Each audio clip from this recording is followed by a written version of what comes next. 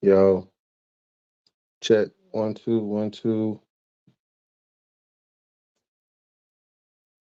Give y'all a minute to get up in here.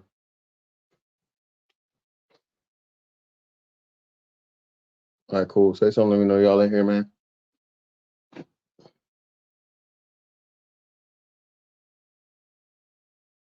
If anybody's on Twitter, shout out, holla at y'all or whatever. As you can see, man, we doing StreamYard, but I'm on my phone, bro. I'm on location, taking care of some things. So hey, man, we going back. You know what I mean, to our roots, the old school, man. No cam, just audio. I don't know how good the audio is. Y'all niggas can bring the back the mic jokes and all that shit. I don't know, but yeah, what's up, Tyrone? Shout out everybody in the building, man. Shout out to y'all, appreciate it, bro. Let me just go ahead and get into it. So you guys see the title, man. Um, and it just seems like every MLK day, it gets worse, man. It just gets worse and worse. From the flyers, the celebrations, more and more people finding out that MLK was, not a perfect man. We'll just say that. He was definitely weak in the flesh. He was definitely tempted by those white women that you niggas were oppressed by back in the day.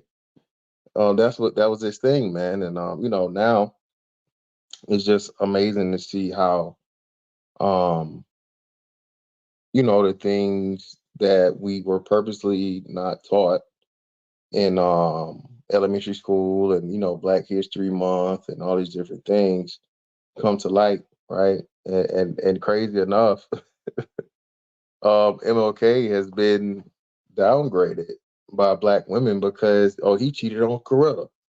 He was dealing with them white women. He was dealing with them white girls. And lo and behold, again, at the same time, had it not been for him, you could argue that we never would have got the illusion of inclusion that you niggas love so much because of white man's ice is colder. You know, it's crazy when we know now we're able to look at it. Y'all give me one um uh if my audio is good. Make sure it's not distorted or anything. I don't know how I sound. Yeah, shout out to everybody in the building, man. Yeah, and it's that too. Yeah, the girl tried to burn down his childhood home, all those different things. And like you said, bro, so somebody told, oh, I forgot who told me, but somebody told me this shit, man. And I was, and it, when it, cause the first time I ever heard this shit was about from Chronicles. And Chronicles told a story about how the man, so the man that killed Martin Luther King's mom was like a midget, right? But he was like crazy as hell. Come to find out, but it was a Hebrew Israelite, man. That's right. That's right. Read. So apparently he was after Martin Luther King, aka Michael King Sr., which was the head preacher of the church. But I guess he couldn't get to him and he couldn't find him, so he ended up killing his mom. And the dude, man, was just like this crazy ass assassin, apparently. I don't know, some midget assassin, man. Like crazy shit. Then come to find out, a lot of the stuff that happened like in the King family and stuff or whatever, but that's 10 Tuesday history. Now I'll get into that. But just the whole King family is just, wild and crazy stories, right? You know the history. But ultimately, man, I guess what I'm trying to discuss and discover here today is, hey man, the Boondocks was right, baby. You know what I'm saying? The Boondocks was right. Will you ignorant niggas please shut the hell up? Is this what I took all those ass whoopings for?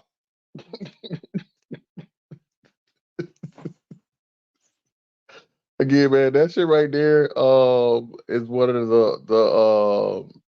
you don't want to be a nigga. That's one of the greatest fucking script writings like in history, man. That whole episode and his whole nigga speech is crazy, right? But it just goes to show you, bro, how, I guess life imitates art because, bro, it's just getting worse and worse and worse. And shit, when was that? Early 2000s?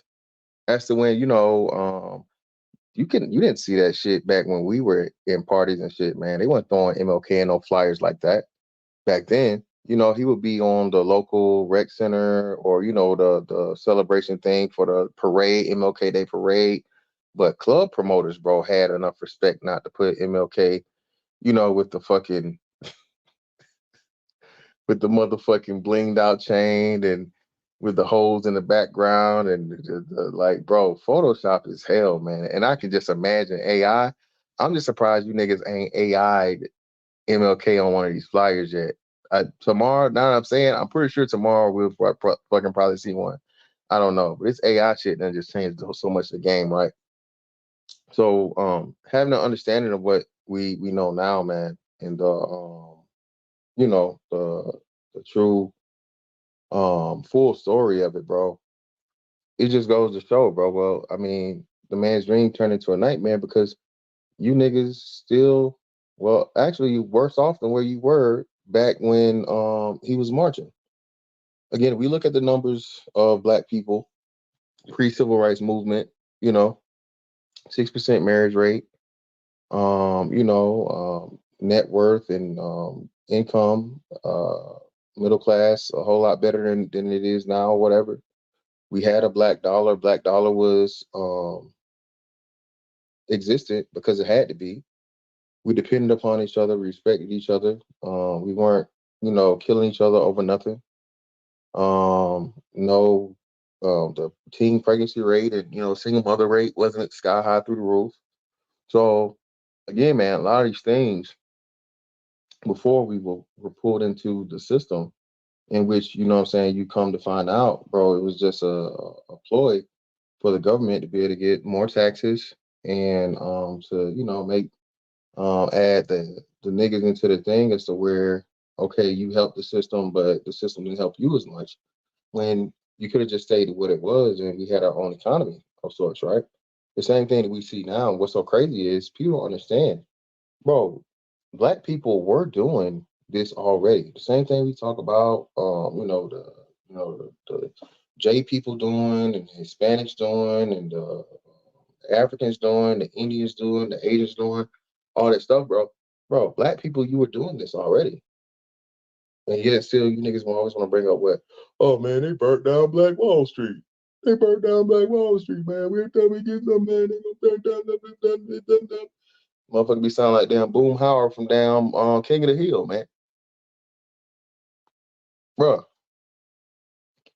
there were plenty of Black Wall Streets built after. Hell, we have a current Black Wall Street now. Shout out to Hamp up in Maryland, man. Arlington area, shit like that. DMV, bro. That's the highest earning Black community in the country, right? And it's been that way for some time. I think they lost the title for a year or maybe two, and then got it back. But again, man, we have areas to where wealthy Black people definitely live, right? Where if you want to be successful, if you have the resume, if you have the education, if you have the skill set, you know where to go to get it, right? Yet still, what? Niggas want to be in the hood. Niggas want to be where you see a motherfucker MLK flyer with this nigga eating up a piece of chicken and he got a Glock. Bro, these MLK flyers, man, are just disrespectfully funny. Bro, I see MLK smacking ass. I see MLK motherfucking leaning out the fucking out the 6'4" nigga with the Glock with the glizzy. Nigga, I seen MLK doing MLK with a grill, nigga. MLK had an iced out grill, a mouthful of motherfucking all 32 cap like he was motherfucking cash money for the 99 and 2000. Nigga, I seen some wild ass MLK shit, man. Just wild. And you niggas don't care. Niggas don't care, man. Yeah, man. Listen, man. You know how it go, bro. Shout out to everybody in the building, man. I can still click y'all shit, on my phone. But do me a favor, bro. Hit the like button. I don't know what the hell's going on. Do me a favor. You know what I'm saying? Hit the like button for me. So having an understanding of it, bro, um, is just unfortunate, and it's disappointing and saddening when you think about it. Again, if this man became a martyr for what? Well, I mean, when we understand for sure the reason why he died, he didn't die more so for the movement as he died, so he couldn't um turn black people into the fucking angry mob that he had the power to turn them into. When he said he gave that speech about, hey, I've led my people into a burning house, he finally started seeing the numbers behind this shit. He started seeing the business end of this and the dirty politics being involved. So they had to get him out of there because when you have a man again, what's crazy is, um, if you go back and look in the Malcolm X movie, right? It just shows you just how powerful black men have always been. Black leaders, black orators, black men of just stature that's able to galvanize black people, other black men especially though. You guys remember the scene when Malcolm X, stood outside the precinct when they were there for, was it Brother Johnson? I think, was it Brother Johnson? I think, I don't know what was the name of the brother that was locked up. Little Rock, what's up with you, fam? Um, Whatever the brother's name was, and then hey, they walked outside and he did the whole little, posing thing. Niggas was motherfucking, you know, right facing and, you know, right dress and all this other shit and marching off. And you remember what the cop said? No one nigga should have all that power. You know what I'm saying?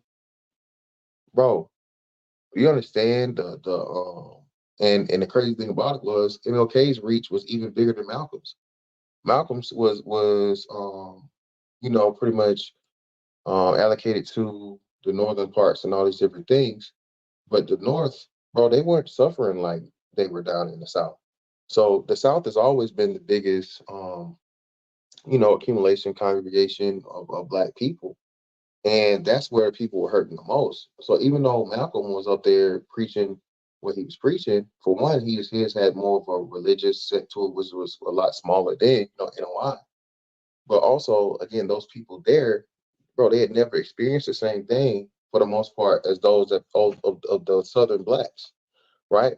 So even though he had the mindset, it was like, okay, well, the people up there never even got to use it like that because as much as bad as it was from a racial standpoint, it was nowhere near as bad as it was down south, deep south, right? We didn't have people just getting, lynched and killed and all these different things in the northern states as you did in the south. So once MLK and you find out, pretty much the bullshit that LBJ pulled in order to get him to get niggas to buy in, bro. Um, that was incredibly dirty, dog.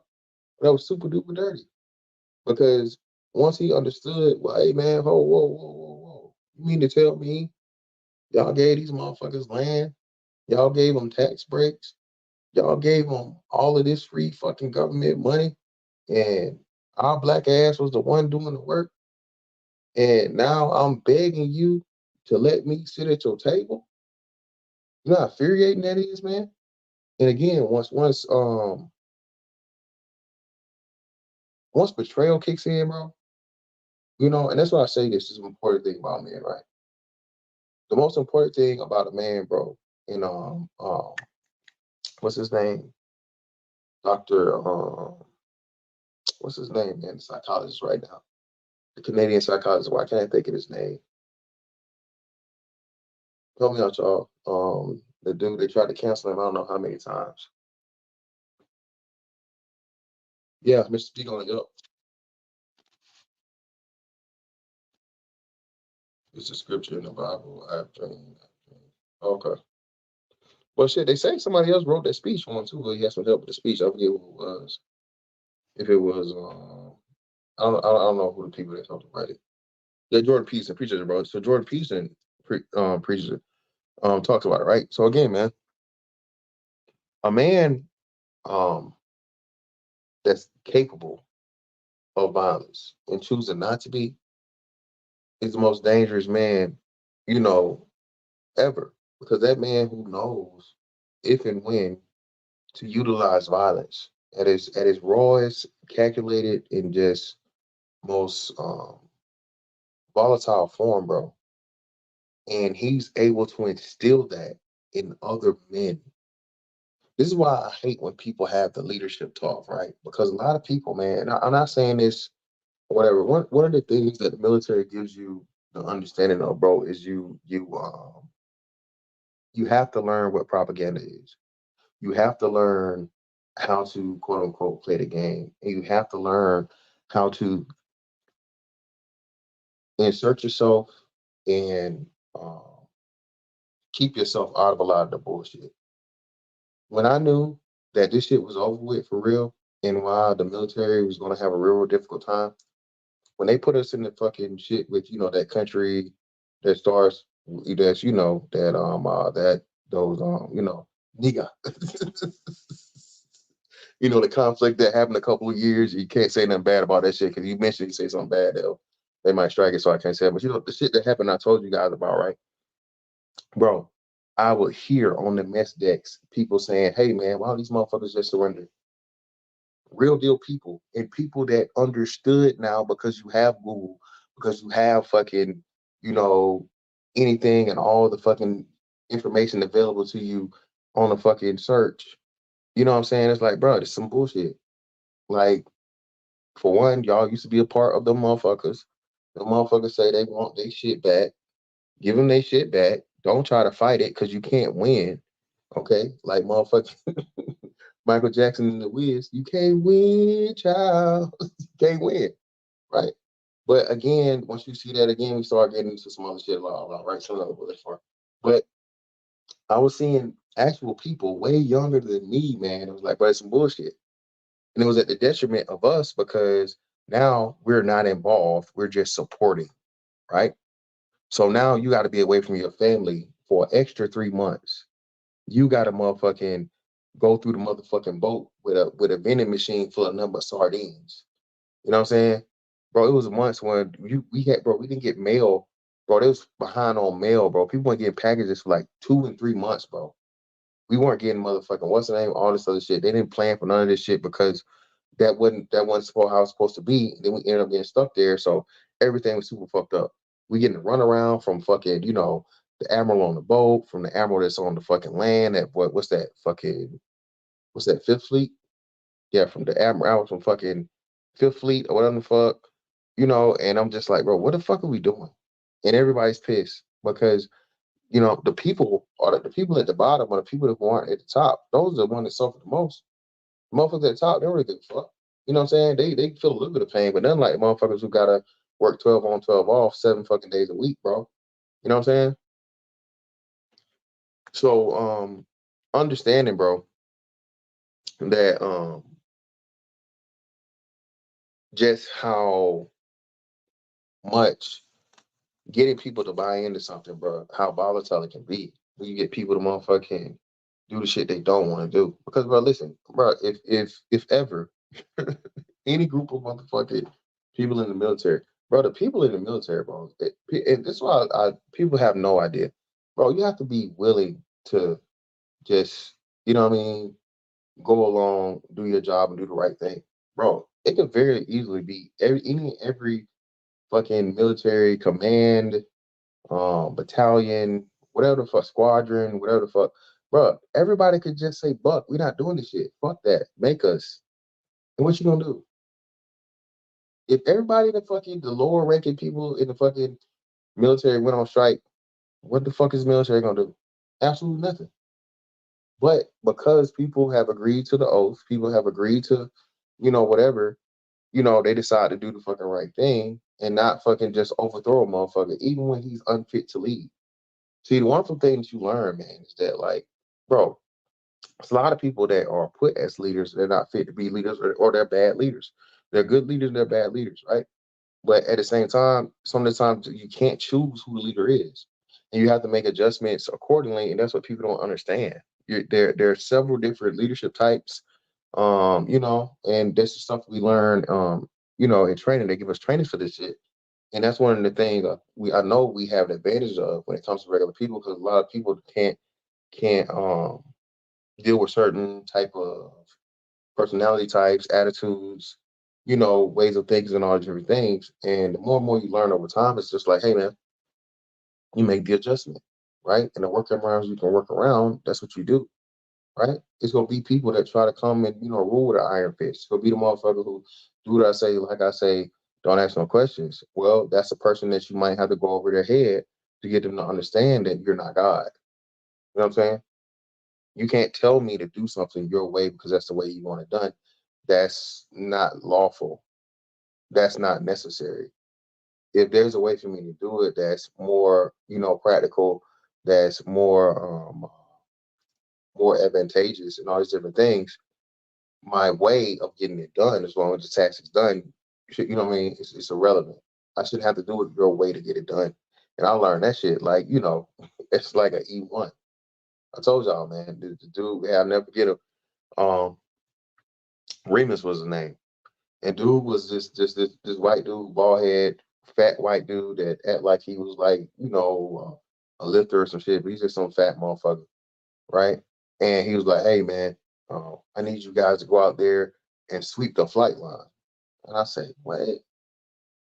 Like, bro, we some whatever it was, something had done, we had nothing to do. So, you know, back then, early 2000s, it was still like they hadn't even made a hazing thing yet.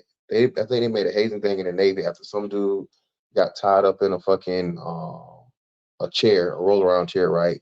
They taped him up in a chair, they rolled him on the fucking thing, and the chair caught something, and the buddy ended up falling on his face and breaking his teeth out. So after that, that's when they started doing the no hazing shit or so on and so forth. Because before then, bro, hazing was just, it was just a rite of passage in the military. But either way, so this was early 2000s. He was just a dick, bro, for no reason. But you know me, man. Again, I get a kick out of motherfuckers like, bro, just do something, please. Like, I want, I want you to like, you know what I mean? I want you to want to fight. I want you to show me that you about the shit you claim you're about. You know what I'm saying? It's always been something in me because, like, and again, I'm not no tough guy, man. I'm not no this and other, but I just always see a motherfucker that's just a coward that's hiding behind, temporary authority. Anytime you try to impose yourself in the way you want things, specifically your way, it just shows me you're a weak ass person. And the only way you get your satisfaction is through, feeling like you're superior to other people by force. The wonderful thing, man, when you find a great leader is a person that people want to work for, people want to follow, and people want to um, get more insight from them and learn how to become a leader from them. If nobody can stand you, bro, you're a horrible leader. Well, I don't say you're a horrible leader, but you have horrible leadership skills. There should be something to you as to where the people not only follow you, but not necessarily like you, but definitely respect you. No one respects a motherfucker that can't stand, dog. Telling you, they don't. There's a lot of motherfucking I respect the rank, but not the person type shit, right? Little rock, yeah, attacking on crows, all that shit, brother. I remember the shit when they was doing the because I was airside, they used to do the same thing with the aircrew wings, right? This is before when people in rates were still air crews. Like you'd be like an AE, AD, A whatever, right? AM, but you was air crew. So you would get fucking air crew is like a separate fucking thing along with being fucking thing. And then they, just made air crew its own rate. But yeah, man, my bad. I got way too far for knowing. I'm military shit. So let me back up. So back to the MLK aspect of it. MLK, gives I led my people to a burning house, all these different things, and he started giving the details. That was the most important part, man. He started actually giving the details, and he started telling black people, "Hey, man, they gave these motherfuckers free land, free money, tax breaks, this, and this. Like, hey, we came to get our check. What? Whoa. This nigga said what? We came to get our check. It's like, whoa. We can't have this nigga going rogue. This nigga going rogue. This ain't in the script, man. Hey. Where that brother fuck at? Bayard. Hey, Bayard. Get off your knees, nigga. Bayard. What's going on here? Who told him to say that? Hey, I don't know. I don't know. I ain't. Y'all told me leave him alone. I don't know nothing about that. Listen, man. Hey, man. What the hell? What? Hey, somebody talk. Get that? No, I'm not taking no more phone calls. I'm not talking to you niggas. You set us up. I'm tired. I'm tired of your shit. Hey, nigga, look here. Hey. Look, nigga, you need to pick the phone up. You need to talk to us now. We trying to fix this shit, Martin. Right? Hey, Martin, this shit get real dirty for you niggas threatened me before. I'm not worried about it no more.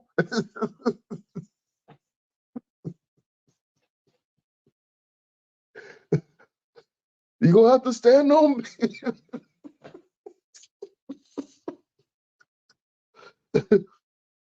I'm standing on business.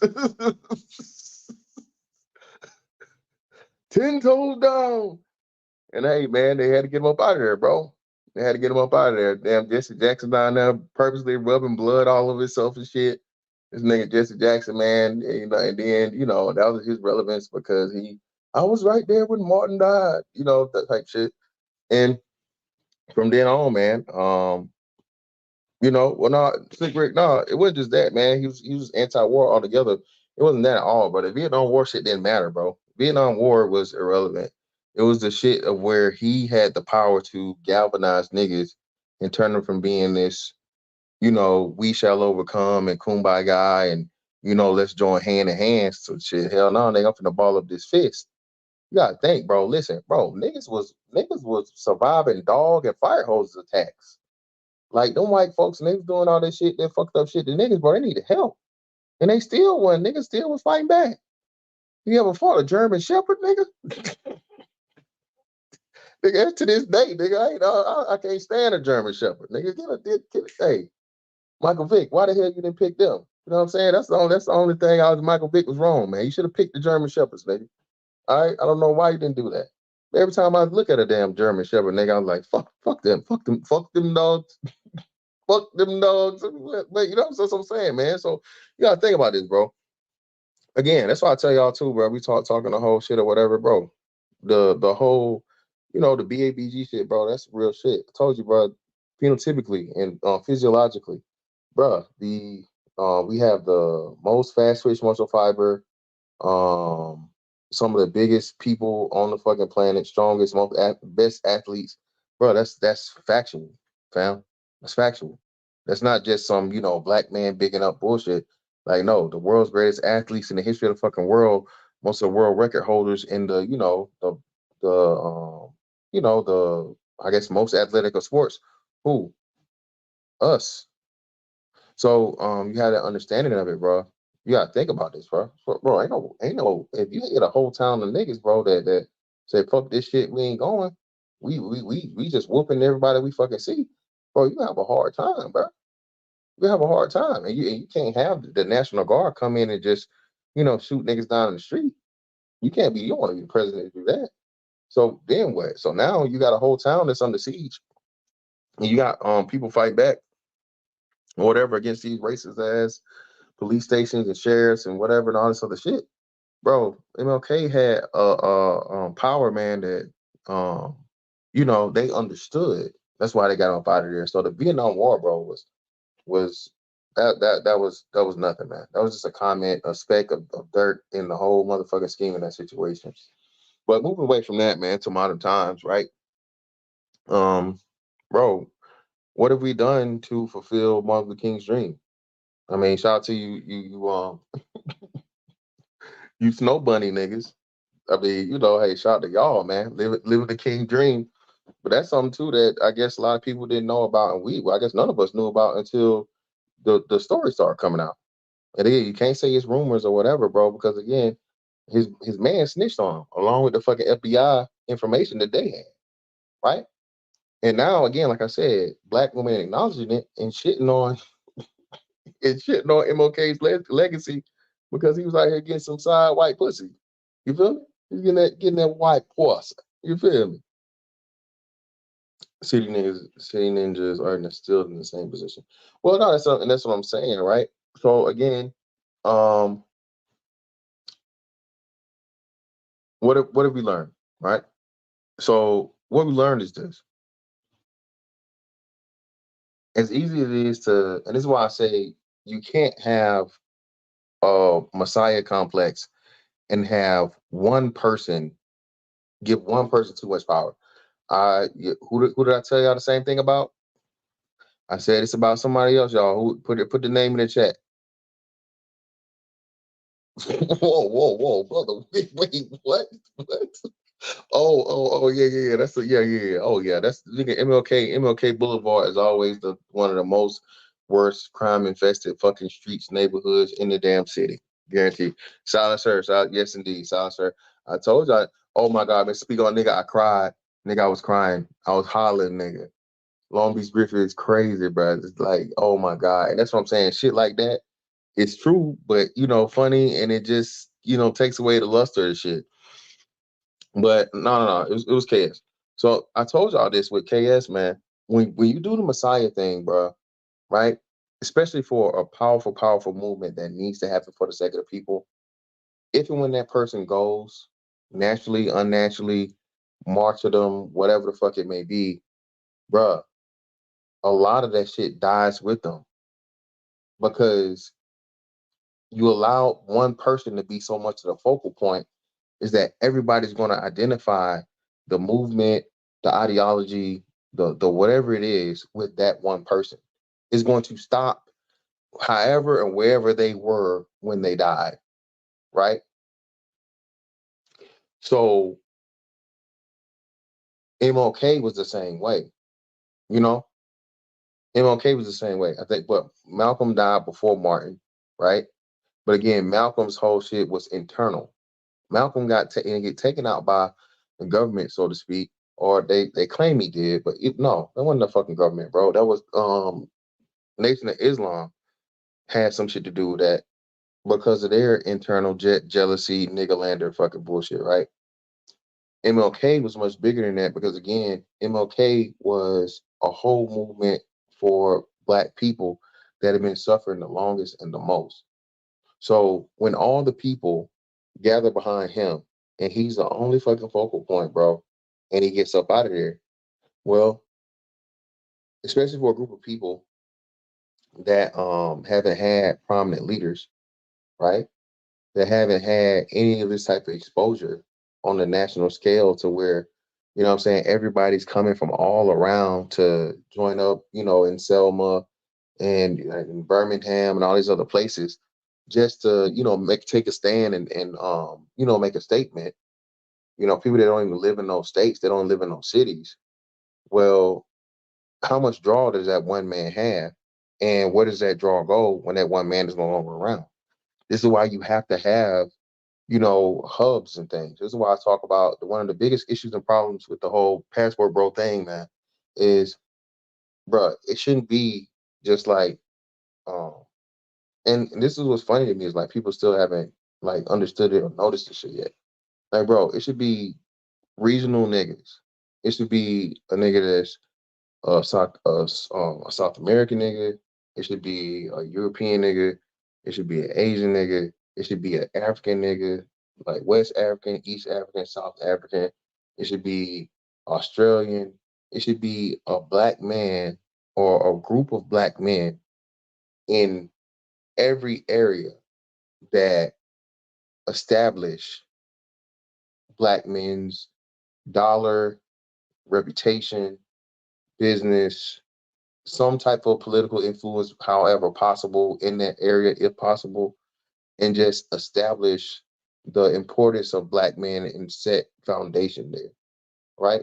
The same way these people come here, you got a little Italy, you got a little China, you got a little fucking, Uzbekistan or whatever the fuck, right? Little India, all these things, right? Foreign people come to our country and set up their own, smaller cultures within wherever areas in themselves. Why aren't we doing that? Well, because again, niggas have the niggerlander syndrome. And I think we purposely, not I think, I know we've purposely been able to do that because everybody else understands the importance of, hey, You need to have as many motherfuckers that control shit any and everywhere because for one, you're not God, so you can't be everywhere. You can't know everything. You can't think about everything. And you can't cover all that ground if you're just one person. This is why even in crime syndicates and shit, what do you have? You have like the top guy, and then he has his lieutenants or his capos. What? Because you can't control everything. Not one person control everything. You have to always delegate. You have to have people that are, you know what I'm saying, maybe subordinate, but higher ups and so on and so forth that report back to the main guy just so he knows, what's going on and how everything is good, right? Or bad or so on and so forth. So having that understanding, bro. Um, yeah, definitely. Niggas have a Messiah complex. Um, AKA again the Niggerlander syndrome. Um, let's see. But we're not foreigners. We would have to hook up like foreigners who don't speak the language. Well, no. Well, yeah. I mean, but that's what other people do. So that shouldn't be an issue or problem. Especially again, your dollar matters. So if black men were to go to, let's just say Colombia, right? And black men were to buy, let's say, a block or whatever of apartments or some shit like that, and just have a couple of businesses, a couple of things there, right? Bro, that's where all the niggas come to hang out at. Now, are the cartels and shit gonna let you live? I mean, I think they should, as long as you're not trying to, get in their business. I'm holding up air quotes in business. It shouldn't be an issue or problem for you to establish legal, legit business in those places and be, all right, this is like Niggerville, right? This is where the, what Negro fucking gringos or what the fuck come. And, this is where the niggas come to do everything they do, and then they just disperse from there. You see what I'm saying? Because again, at the end of the day, the American dollar is what, 20 to 1, at least 20 to 1, right? So it would the local government would even have to protect you from the cartels and shit because your money is just as important as the cartels because everybody else in that area, bro, they can't compete with you. You got 20 to 1. You know what I'm saying? Got 21 motherfucking odds. So what you're doing is gonna they know they're gonna get the taxes, they know they're gonna get the rent paid or the mortgage paid or whatever. That's guaranteed money for them to get there, and it's a way for them to motherfucking bring more tourists there steady because that's where the Americans are gonna go. Not just black dudes, white dudes gonna come there too. Same things from foreign people or other stuff. Why? Because it's an American establishment or an American area, and more likely than not, it's gonna be safer and stuff like that. So that's what I'm talking about, I guess.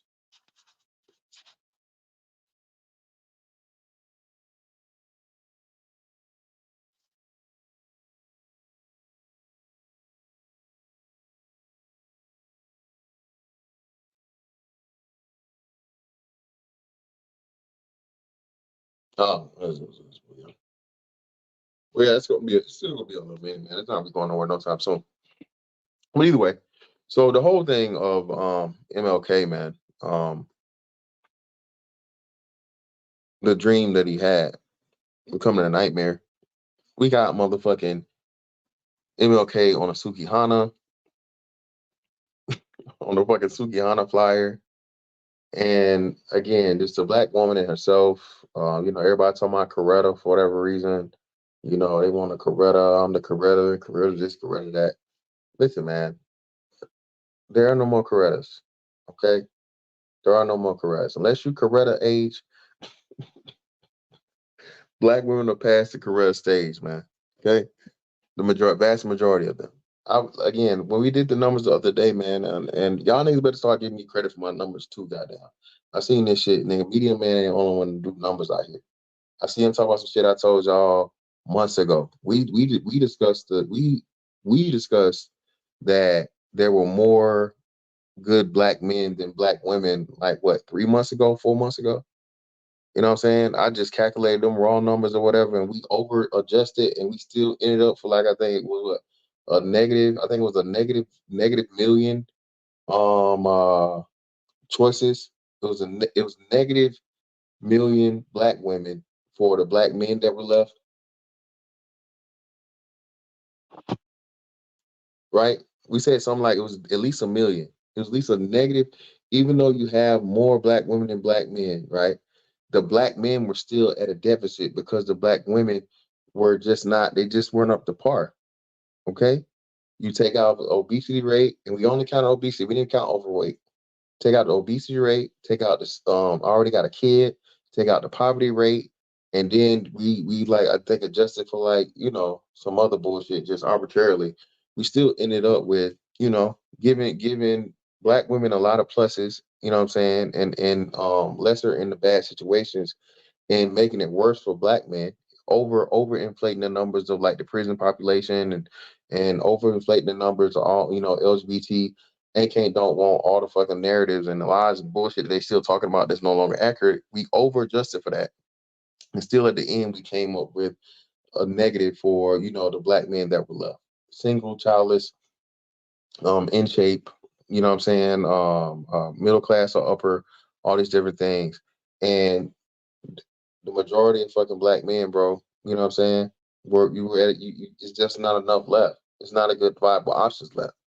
So again, this whole Coretta thing, man, where you're gonna have this woman that sticks by you, is married first and foremost, has kids, she's a family woman, and all these different things. She sticks by you, minus, and that's just minus the cheating, bro. We hell, y'all wanted they wanted Beyonce to leave Jay Z because motherfucking Solange couldn't handle him get some side pussy.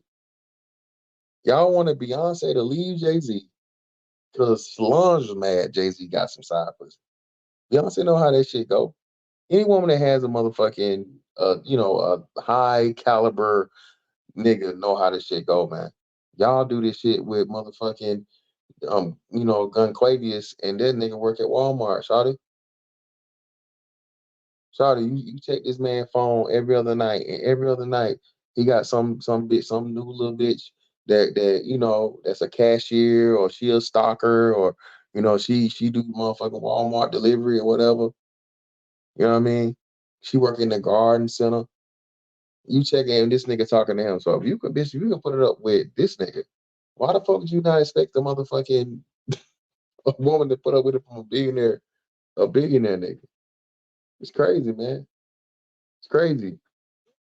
But again, we know black women hate to see other black women happy. Black women don't understand motherfucking the dynamics of what a man's gonna do, and a man really not giving a fuck to just get some side pussy. Like Jay Z told you what a song cry. Hey, I was just fucking them girls. I was gonna get right back. Beyonce knew what time it was before he got married. Nigga rapped about it. How was fucking Beyonce when Song Cry came out? Song Cry was what? Blueprint was 98 or 2000. No, I think 98 was like Life and Times of Sean Carter. What year did Blueprint come out? Was it 2000 or 2000? Yeah, it had, because Blueprint 2 came out in 2002. So I think Blueprint either came out like 99 or 2000. When did Blueprint come out?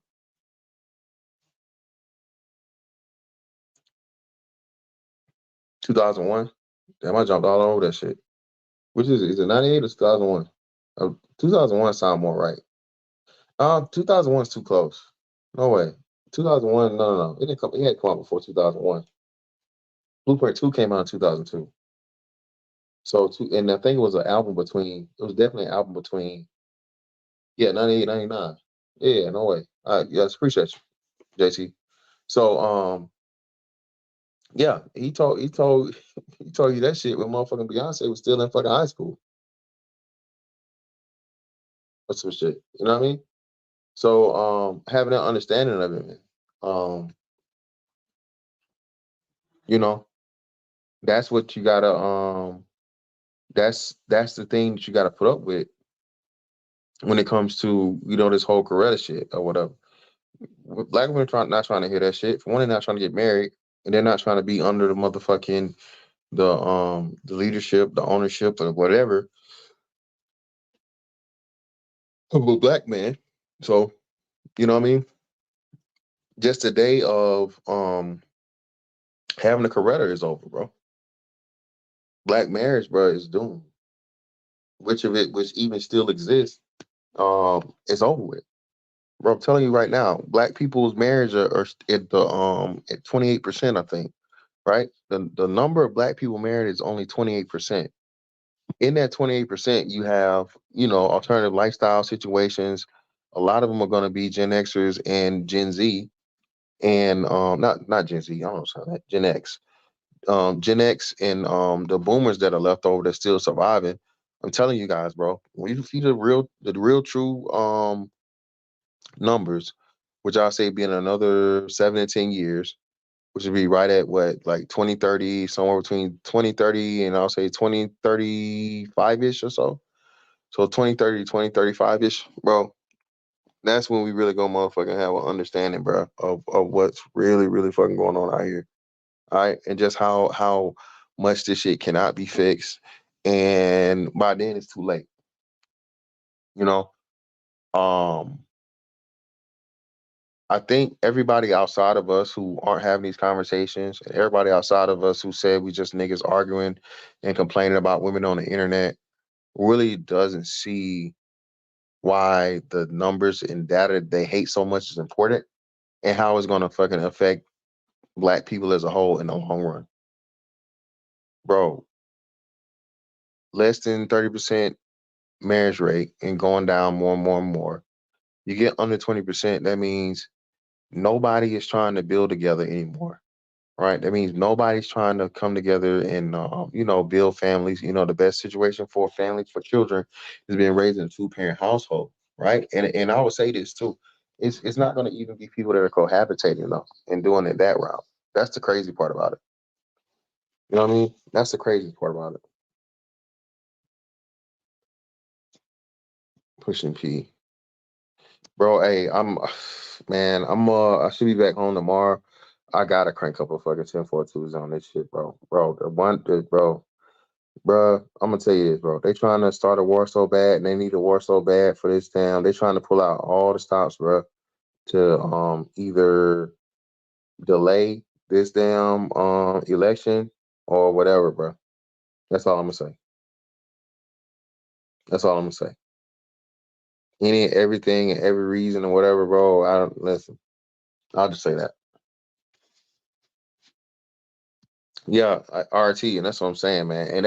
And mind you, you know what would really help, because hell, but they talking about starting they starting quantitative easing again, man. Bro, listen, dog.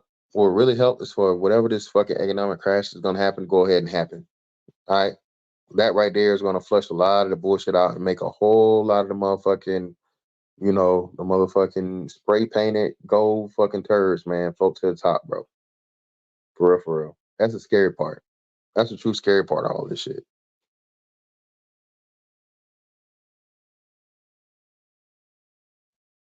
That's the true scary part about all this shit, man. Um, as long as everything is like it is, and people are able to struggle and hold on and do whatever. Nah, man, you gotta go ahead and flood the whole motherfucker, man. And that way the rats and shit get flushed out, and the worst of the worst gets flushed out and brought to the fucking light. Because the great part about it is, and this is why we tell you brothers so much, man. Make sure you got yourself together, man. Make sure you're doing what you need to do. Make sure you're financially stable. Make sure that um you're irreplaceable, man. You're indispensable. Because if and when you are, bro, you know what I'm saying? And if you have not, done the proper things to set yourself up for to be able to survive a shaky spot, dog, you just gonna be, and you can't be talking all this shit and be participating in these things, these convos, man. You just down bad as the fucking Keishas and the motherfucking Sineads and shit, fam. Bro, my boy, if you're a hamburger or a hot dog away from being homeless, man, hey, bro, turn this motherfucking YouTube off, dog, and get your shit together. You're already behind the curve, but at least if you start today, you got something. You feel me? But please, bro, I don't want to see any brothers in a bad situation, because like that whole fucking winter is coming shit, and financial crash, bro. That's not just for no motherfucking females, man. That's for everybody. That's people in general. Yeah, I don't know why people love doing this shit, man. Like, bro, that shit ain't just for the fucking females, man. That's for everybody. But if you ain't got your shit together, bro, your ass can get motherfucking washed the fuck away, man. Crazy. But ultimately, man, um, the whole aspect of this MLK thing, dog, becoming a nightmare more so than a dream, is just look at the state of where Black people are. None of the stuff that we were supposed to do, man, we did. I don't even know what the mountaintop is at this point. You know, what is the mountaintop for Black people? What is the promised land for Black people? Because again, we've had so many years, man, had so many years to be able to capitalize on and grow, come together and do all these things and whatnot, what have you, right? To be successful. But yet and still, um, we waiting on the white man to, give us some more shit, right? Waiting on the white man to okay some more shit. And again, none of these other groups are waiting on the white man to do a damn thing. The other groups are applying for the same grants and things that everybody can fucking apply for. Okay. Just like you niggas were quick to jump on that PPP shit. The government has been granting loans and grants and all these other things, that you can apply for way before that. So that's why I don't take the shit serious when niggas, just like you niggas apply for what FAFSA and school money and shit like that. Man, there's grants out there for so many different things. And then too before, which I don't know if it's still now, but this is why the affirmative action thing is gonna be uh, uh um a double-edged sword, because if they completely get away from it now, the business opportunities, grants and loans and things that you had first line, head of the line privilege for are no longer going to be there. And the bad thing about it is Black men never. Okay,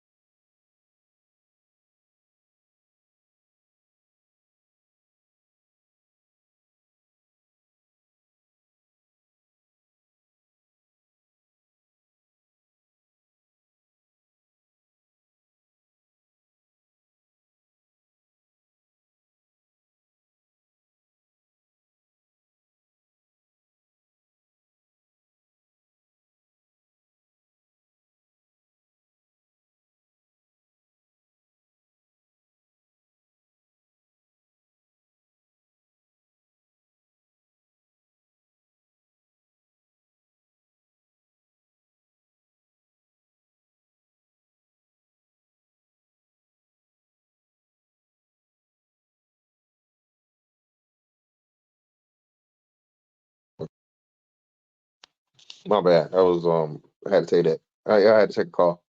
Can you hear me? Am I back? Am I back? Can you hear me? Put a one to make sure that I'm good on the audio. Should be good on audio now. Y'all niggas saying said no sound. I know I ain't lagging like that. Y'all must. Am I behind? I'm not behind. Can you hear me? All right, cool. Yeah. All right.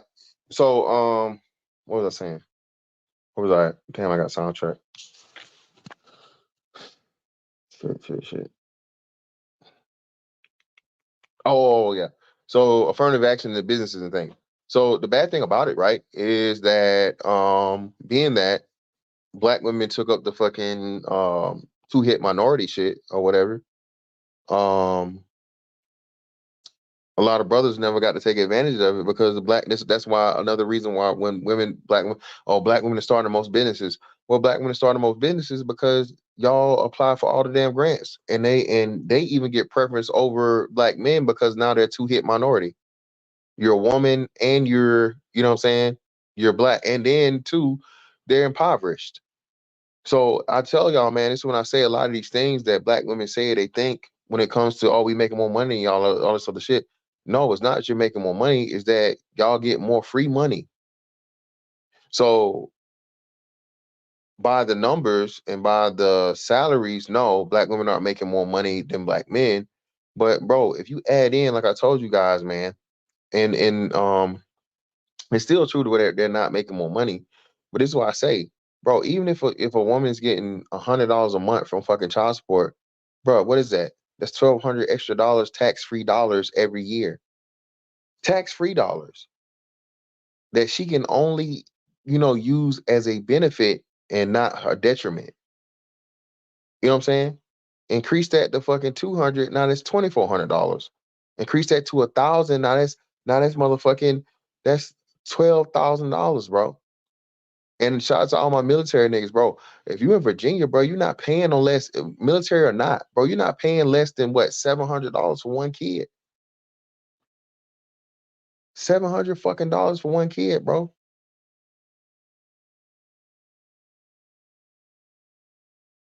It's $8,400 free, tax-free dollars per year for that woman to whatever money she's already making.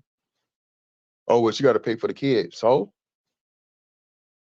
you got to pay for the kid too. When you see the kid, you still got to spend money on that kid. You still got to spend gas to go pick them up. You still got to have lights on at your apartment. You still got to have an apartment for them to visit. Got to have all that shit, right? So again, man, that's what I be trying to tell you guys, and I'm gonna still do that stuff, that thing, man. Don't let nobody steal my fucking topic, y'all. Of why black women think they make more money than black men. That's the truth of the fucking matter. All the fucking free money they get, be it grants, be it loans, be it fucking child support, all that other shit, bro. That's what it is. Be it again, the bitch rent is $32. You know what I'm saying? If she got Section 8, her rent $400 at a motherfucking $2,500 apartment. Bro, it's crazy to me when they were saying like the people in Chicago, like they saying, I forget who was one of the brothers told me, hey man, this motherfucking condo or whatever it costs, bro, $3,300 to fucking stay here. I can't even go in and out my building because Shaquita stay there on Section 8. So now her fucking sons done turning shit into a trap. Now I gotta get around these dreadhead niggas every day. You know what I'm saying? And I can't break my lease because if I break my lease, they gonna penalize me. So now I gotta stay here until the lease is up to get the fuck out of here to move somewhere. And the rent's gonna be even higher where I'm moving to stay away from them niggas. You see what I'm saying? So again, man, a lot of this shit, bro, that we talk about, bro, niggas don't see the large picture for real. Bro, nobody goes as deep. And that's why I tell y'all, bro, the stuff we talk about here, right? People don't even think about or don't see it, don't even recognize it. They don't. And when you say it, oh, you niggas just hurt, you niggas is jaded, bro. Bro, I heard so many people tell me that I'm so much shit that I'm just not. I'm like, bro, y'all have no fucking idea. No nigga, I can just see and I can think. I'm not just in the boxes your dumb ass is, and in this whole, binary, man, woman, yes, no, good, bad, so on and so forth. No, motherfucker, it's layers to a lot of shit. And your ass, you know what I'm saying? You can't see past the first one. Yeah, Prime. That's what I'm saying. They still broke, and they still broke as fuck. And that's why I say Prime. And that's how. And at the end of the day, that's why we say they don't make more money than us because they don't keep the money, and they don't have no money to show at the end of the thing. What time is it now, y'all? January 1st starts what? Tax season, income tax season. These bitches gonna ball out from now to motherfucking May and be broke by June. We see this shit every year. Every year. Bitch gonna go and get some motherfucking bullshit car she really can't afford. It's gonna last for a good you know, 9, maybe 10 months. And then she'll be riding around with 3 motherfucking donuts till the motherfucking engine give out or the transmission give out. We seen these oh, you can't tell me what to do with my money. Why you pocket watching? All right, you got it, man. You got it. This bitch done got bro. She get 10 bands a year in taxes. 10 bands back in taxes. And y'all still applauding this bitch living on Section 8 and living in the fucking projects? Are you kidding me? She keep having more kids. It's to the point now where it doesn't even matter. She had the 2 kids and she had motherfucking 10 bands. 2 kids to get the 10 bands. She had another kid, so now she's not really even getting no more, the maximum child tax credit stop at 2, right? I think for one time they was giving you 3, but that was just like 1 year, maybe 2 years. Now I'm back at 2. So now you're not really getting no more money for any kids you have over the 2 kids. So you're losing. You add more mouths to feed. You know what I mean? All this other shit. And you get 10 bands for your child is a child for 18 years. So if you just save even half of that, that's 90,000. You know what I'm saying? If you save 50% of that, you put away for those 10 years, for those 18 years. You know what I mean? And save it, invest it, something. $90,000, and in for 18 years, this bitch been getting 10 band fucking tax returns, bro, and she ain't got nothing to show for it. Nothing, not a dime.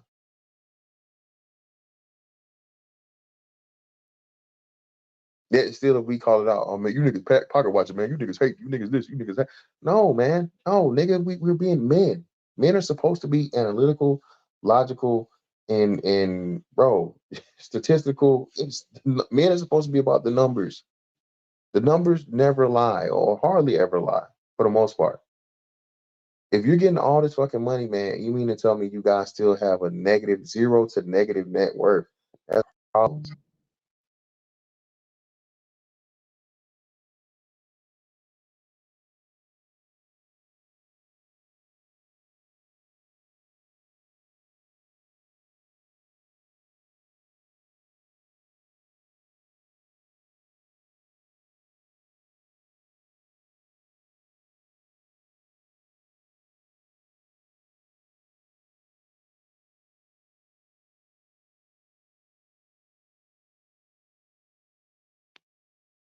Hello?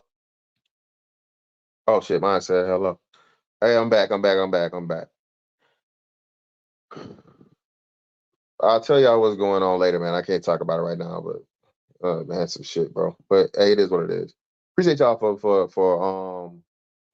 rocking with me, man. Like I said, I know we usually do it a whole lot different, but I just had to go back now. I'm still taking the time to do this. I need to do it, but I got a lot of shit going, man. So just bear with me, y'all. I appreciate you. But hey, shout out to Prime. Listen. No, my connection ain't cutting out, brother. I'm going. I had a phone call, so I'm muting. So it's not my connection going out whenever the phone call comes in. I mute so I can talk to them because I'm on my phone and y'all can't hear. So my bad. But no, hey Prime, and that's what I'm saying, Prime. So listen, and the funny thing about it is, bro, we've seen this story time and time and time again. What was the name of the horse face chick on fucking Real Housewives? Y'all remember the first fucking season of Real Housewives? What was the horse face bitch name? Hey, and 50 rightfully clowned her, and then turned the son against. And bro, I can't even talk about that, man. I don't even want to talk about the fucking parental alienation part of it, bro. I don't want to. I don't even want to get into that shit. But yeah, that too. Yeah, just crazy, bro. Bitch had a house, got lost the house, got the house repossessed, millions upon millions of fucking dollars, bro. 18 years and she squandered it all away to do what? No, not Nene, the horse face chick. The one that had the long ass head, the big nose, and she's kind of built like a man. She was extra muscular. Her husband was an ex football player or something. The Birkin bag bitch.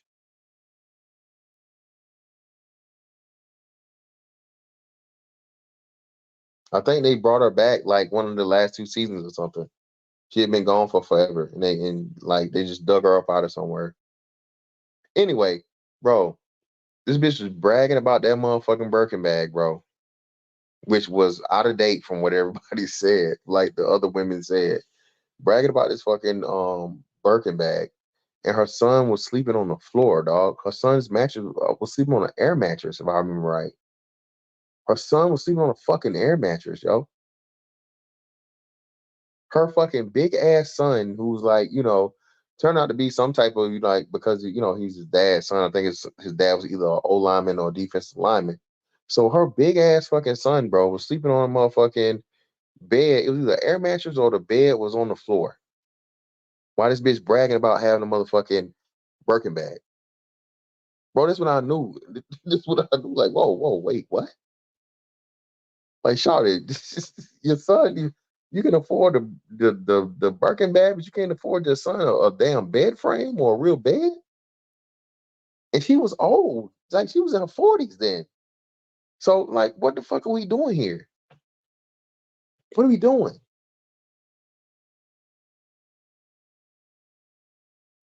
Bryce, hey man, don't nobody do it better, man. The bitch look like a horse. She had that long ass head, that big ass nose, and she was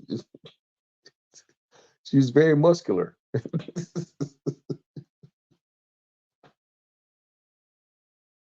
What else you found?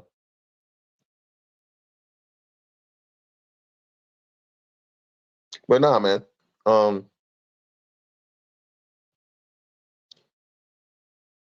it's very unfortunate that black people are at the state and in the state that we are, right? Very unfortunate. Um, again, the majority of us are not going to be able to be saved, not going to be able to be rescued. A lot of us are going to have to be allowed to fall by the wayside and fend for themselves and just whatever. But those of us that understand, man, we have to start coming together and building whatever it's going to have to be for us to have our own dream. The MLK dream, bro, was doomed to fail from the jump because again, he wants to be equal with other people. Nothing is equal except to itself. There's never going to be a point as to where we should have been begged white people for fucking equality or whatever. Bro, no, it should have been fucking equal but separate still. Hey, I don't necessarily want to use the same bathroom as you or whatever. If anything, shit, we can't use your shit, you can't use our shit. Do it that way. Yeah, it shouldn't be no thing where motherfucking blacks can't use the white shit, but the whites can use the black shit. Man, well, no, fuck it. If we gonna be fucking separate, goddamn it, it's be the separate the same way. Get your white ass up out of here. Yeah, I said it. That's the shit that that's the blend that it really should have been. And had it been that way, and I guess I could do a remix or like an MLK Dream remix or something. I'll just save that up for you the topic for later, or I just hold it out the next MLK day, right? That in itself, man, to show that we to magnify our independence and perseverance in spite of, to where you get to say, nah, man, get the fuck up out of our neighborhood, get the fuck up out of my establishment, so on and so forth, the same way. That's what we should have been aiming for. Because as soon as again, and matter of fact, I know it wasn't. I know the black man didn't want to kumbaya and hold hands with the white man and shit because the white man that did so much fucked up shit to him. And that's just not something that men, bro. I don't, bro. You spit in my face, bro. I'm never gonna shake your hand ever in life. You know what I'm saying? For one, you're not gonna make it. You know, somebody you spit on me, brother. And if you open your mouth and the saliva purposely comes out, every day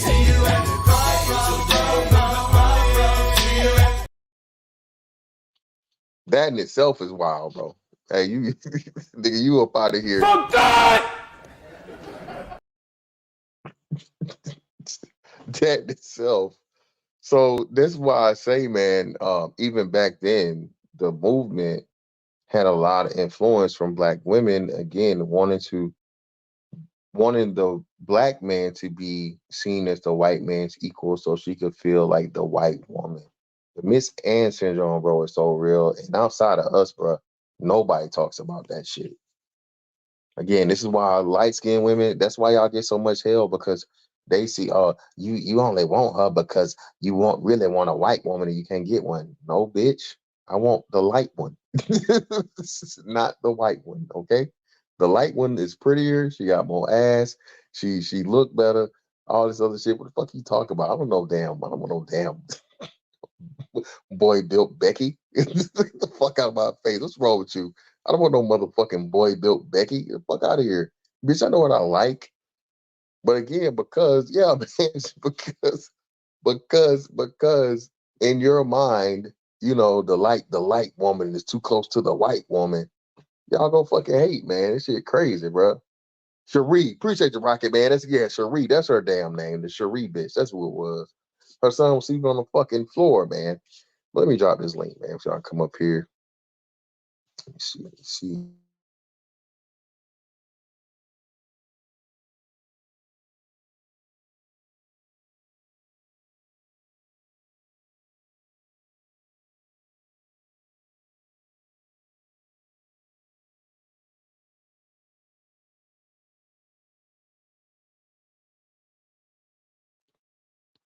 Links in the chat, man. If y'all want to come up, bro. I want to come up, talk, chop it up, talk about it, whatnot. Yeah, man. It's just again the understanding of where it started out and where we're at, and how it's only going to get worse, man. You know, MLK. You know what's crazy? They're actually starting to unname streets MLK Boulevard. Y'all know that? Y'all understand that they're starting to unname streets MLK Junior Boulevard? They're starting to take that name off of a lot of streets because of the fucking negative connotation, because of the crime, because of the fucking shit. Yeah, man, it's crazy.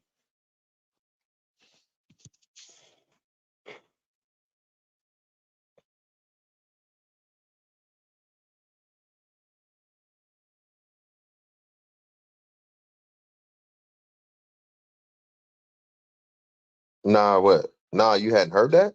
You hadn't seen it? Yeah, bro.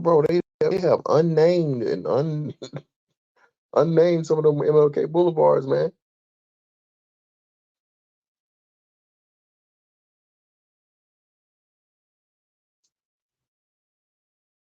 Yeah, man. That's how bad it's getting out here. But yeah, man. After seeing, how all this stuff is starting to come out, and bro, these young kids don't have these younger generations have absolutely no respect for what MLK done. And this is why I say when niggas make the racism argument, racism, that shit disingenuous as fuck because bro, these young niggas don't know about no racism. Not only do they not know about it, hell, they encouraging everybody to say nigga. I told y'all about the young nigga that was giving the white boy the nigga pass. All these cool white boys, that shit came up under y'all, man. Y'all younger niggas. Well, Eminem, yeah. But that's like one for however. Y'all got motherfucking what? Um, all of these influencers, right? All this shit or whatever, so on and so forth, as to where they can culturally appropriate, and it's cool, and especially like you said, if it's somebody that white women, I mean black women like in a white dude.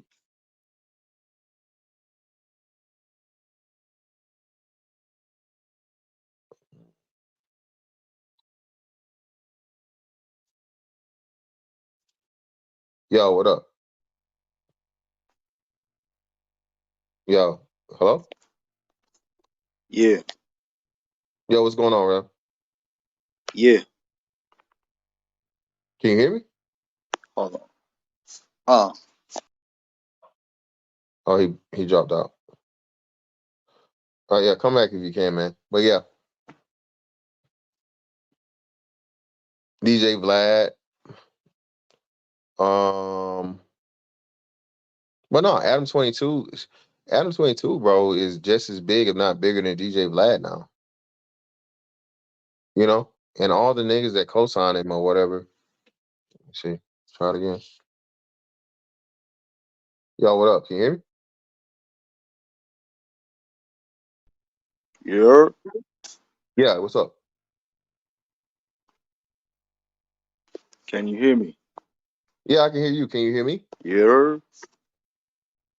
Yeah, there's something wrong with your audio, fam, because I can hear you, can't hear me. I don't know, fam. I don't know what's going on. Well, either way,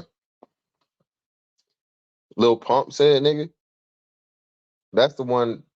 That's the one with all the crazy colored hair and shit, right? Yeah, Lil Pump, bro. They turned motherfucking. How the hell, bro? What's the other white boy name? What's the white boy that turned all of a sudden turned into a damn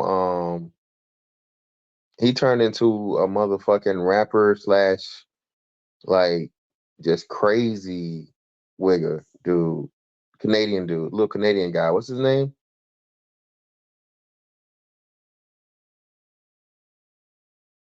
You know, he had a dope ass song though. I liked him in the one joint he did with what was the nigga name that did the Juke Jam? Uh he got baby. What's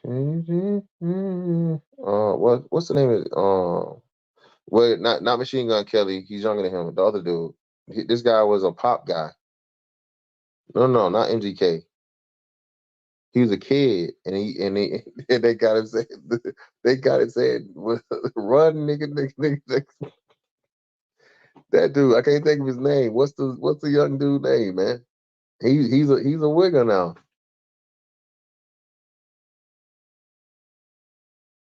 I'm on my phone, so I can't look nothing up. But he did the damn, I can't think of the other name now.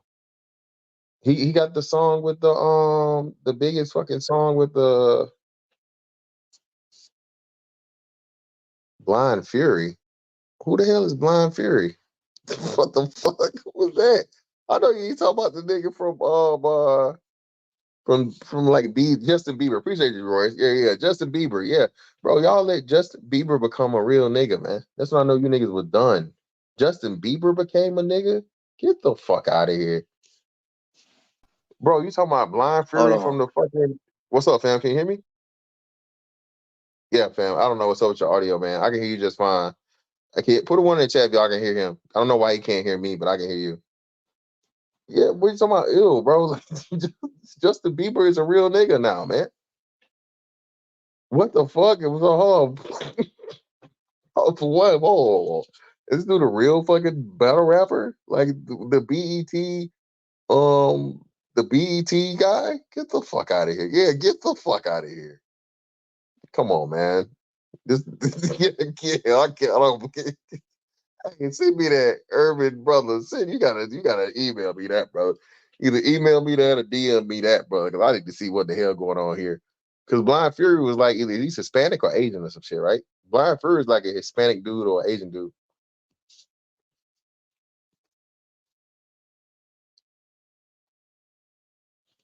But no, man, everybody's saying it. Like, bro, Asians, I told you, like, bro, these kids don't these kids don't even they complain about cultural appropriation, right? But these kids don't gatekeep the culture no more, man. Everybody get invited to the picnic. Everybody get invited to the cookout. Everybody, gets the motherfucking cha-cha slide and electric slide and all this other shit, You know what I'm saying? They, you know what I'm saying? Bro, you couldn't do that shit when we was kids, dog. You was allowed one cool white boy per 1,000 niggas, okay? You was allowed one wigger per 1,000 niggas, man. One wigger per 1,000 niggas. No fucking way, bro. These niggas now, bro. They just hey, come on in, man. Yeah. What's up, my nigga? Yeah, and my nigga, all this other shit. Like, what the fuck?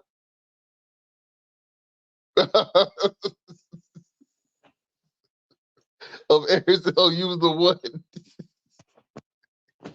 You was the one out of the 1,000. Well, shout out, bro. Shout out. But I tell you this, hey, the ones back in the day, hey, the niggas a real deal. I can tell you that. Motherfucker over 30, he the cool white boy. Hey, I can tell you this, he the real deal.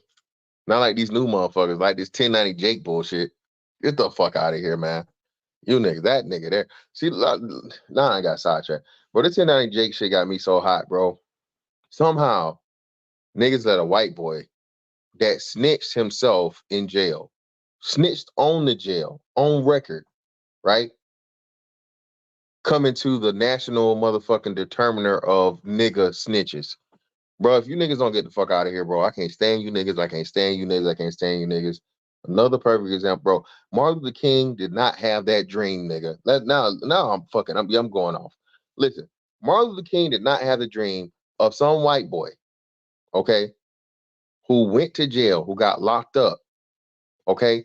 And y'all know behind all the prison niggas have confirmed this. No matter how much of a wiggle you are, as soon as you hit that fucking prison, nigga, you with the white boys. Skinheads, Aryan Nation, fuck them niggas over there. Yeah, you with them. So nigga, you weren't twisting up your fingers and doing none of that motherfucking, gang banging shit or whatever the fuck it was, nigga. We was behind them prison walls and you snitched. Y'all let this nigga get out and become the snitch plug? Bro, I swear I can't stand you niggas. This nigga's probably the biggest jail tuber out. Next to probably like Cali Muscle. And Cali Muscle wasn't really a jail tuber because he went into the whole, fitness thing or whatever. But bro, that's the biggest jail tuber out. 1090 Jake. And all this nigga does now is talk about rappers who allegedly snitched in his eyes and his definition of snitching. Which this nigga himself, like, bro, the shit y'all let this nigga do to fucking Boston Richie was deplorable, bro. Horrible. Young nigga had one of the biggest buzzes of his city since, like I said, the only buzz out of Tallahassee since fucking T-Pain, and y'all let this white boy come along and destroy this shit because of his interpretation of snitching and all this other shit. Bro, white boy shouldn't be able to speak about shit concerning niggas, bro. A white boy shouldn't be able to say nothing. All right, but Paul Wall, baby. And Paul Wall, a white boy. Paul Wall, a white boy, man. He's got a black wife and shit, but Paul Wall was never on that type time, man.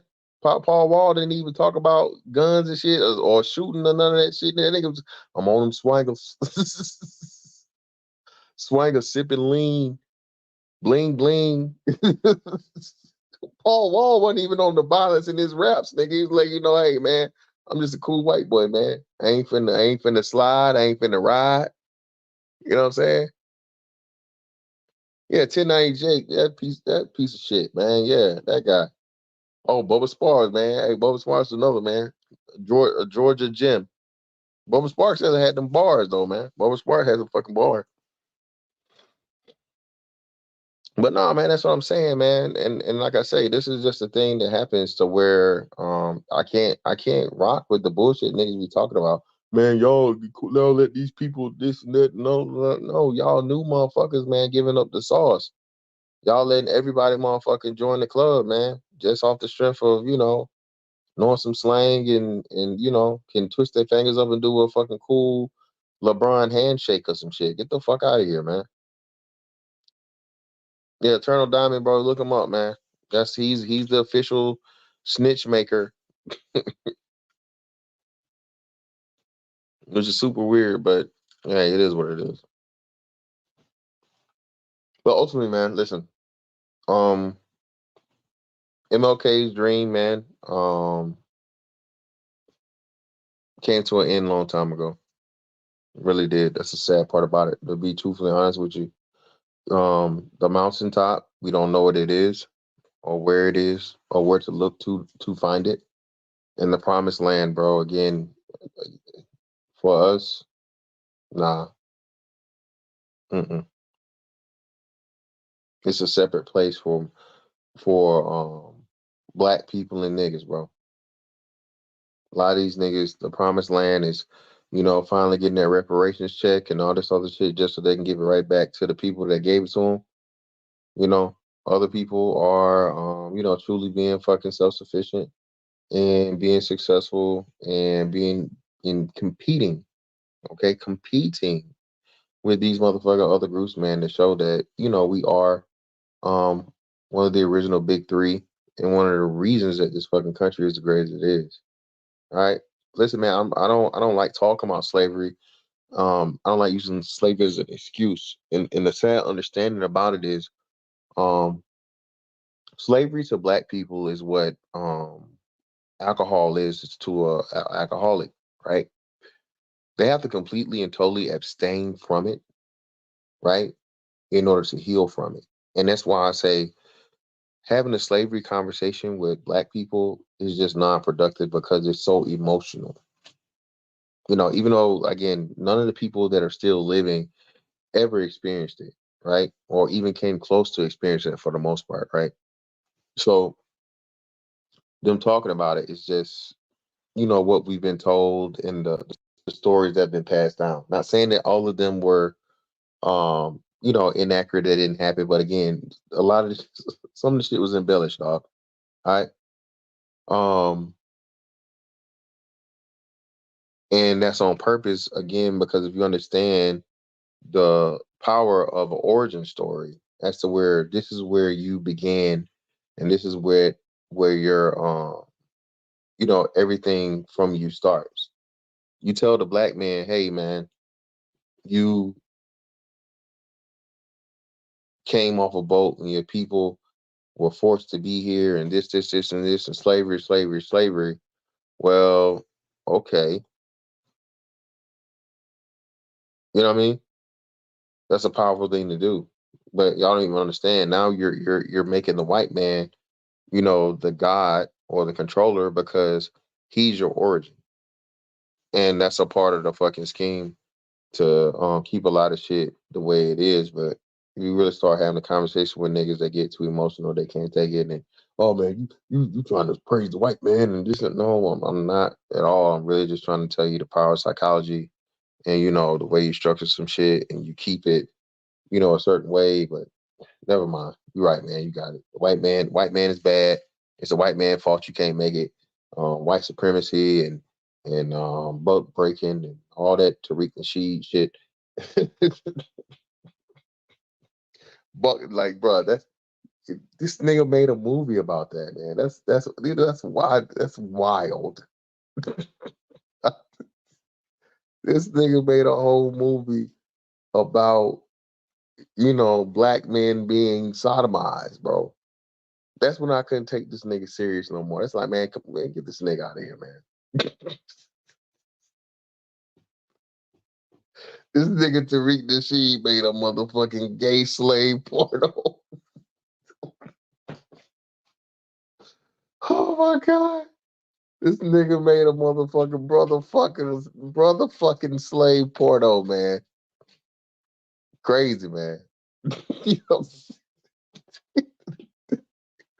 at the end of the day, that's what it was. Like, what we talking about here? To make a whole movie about fucking, forced. It's just wild, man. And again, did it happen? Sure it happened, I guess. But at that rate, bro, to where they just like, yeah, bring that nigga ass over here. Come on, man. Come on, dog. Niggas was dying before you don't do that, dog. I I just know it's too many black men upstanding that was like, hell, hey, bro, no, just go ahead and chop my head off or hang me or whatever. Because, bro, that's not going down, right? I know it's too many niggas that took the death option over that, especially African dudes, bro. No way, nah, they're not playing that shit at all.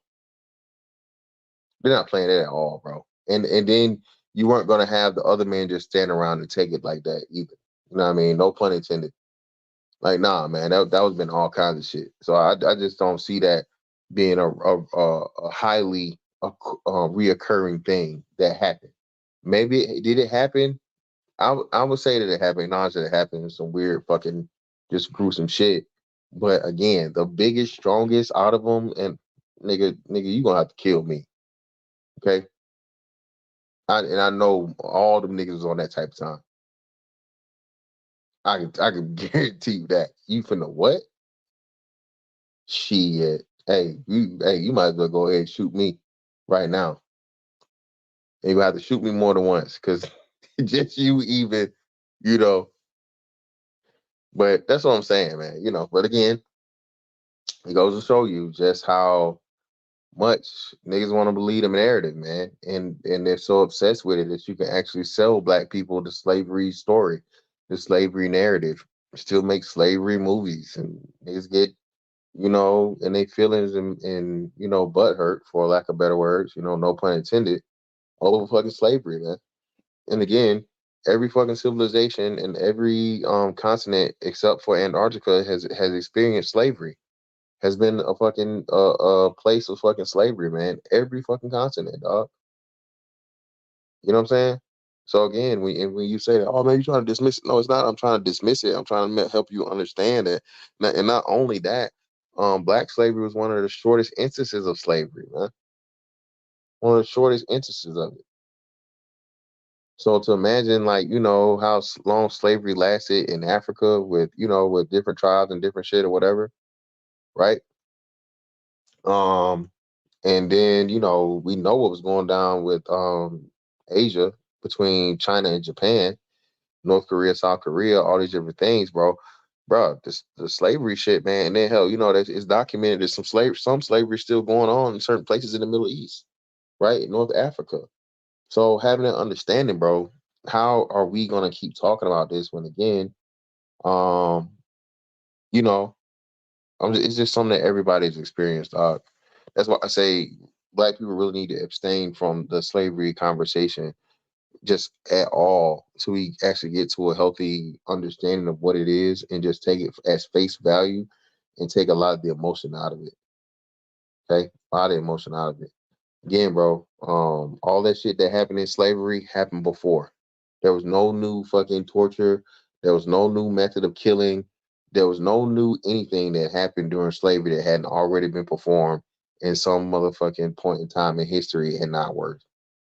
Y'all understand, bro, that they were saying, not saying, but it's been proven that the people that put together the pyramids were just, some of them were just purposely sacrificial to where they stacked the stones to crush them, even though they knew, and that was your job.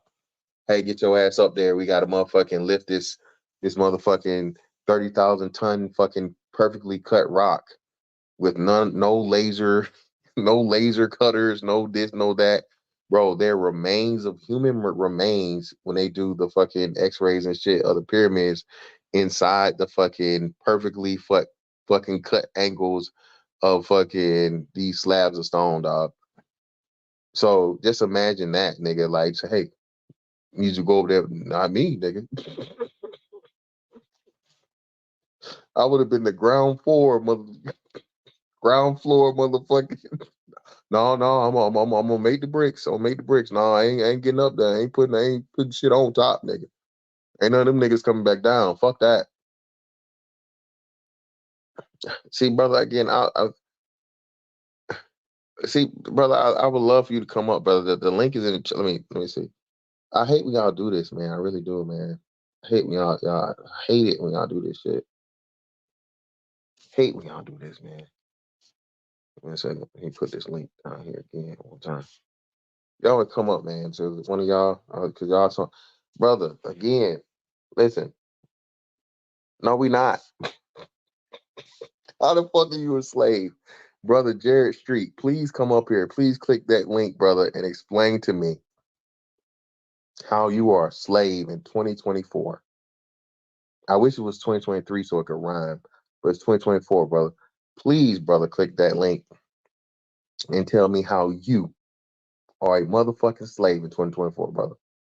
I would love to hear it. I would love to have that conversation today. Oh, damn, it's not just you. Damn, you still trying to, brother. Yo, brother. Can you hear me? I can hear you. Can you hear me? Yeah, you're good. You finally got it together, man. What's up with you? Yeah. Good. And not much happening. Okay, what you got for me? I got 10 keys for you, bruh. 10 keys? Yeah. Yeah, brother, not interested in that. Okay. Yeah, yeah, I don't, Nah, I'm just uh, playing. I'm just playing. I'm just playing. Nah, I'm just playing. well, I wouldn't say, no, well, again, whose fault is that though? If black people are mentally enslaved, whose fault is it? Yo, That would be the somebody question called. I ask. But go ahead. Yeah. I mean, black people being programmed that way, bro. Yeah, but if you know the For years, we programming and you talking know the script and you know the playbook, how are you still allowing yourself to be we talking programmed? about 400 years, man.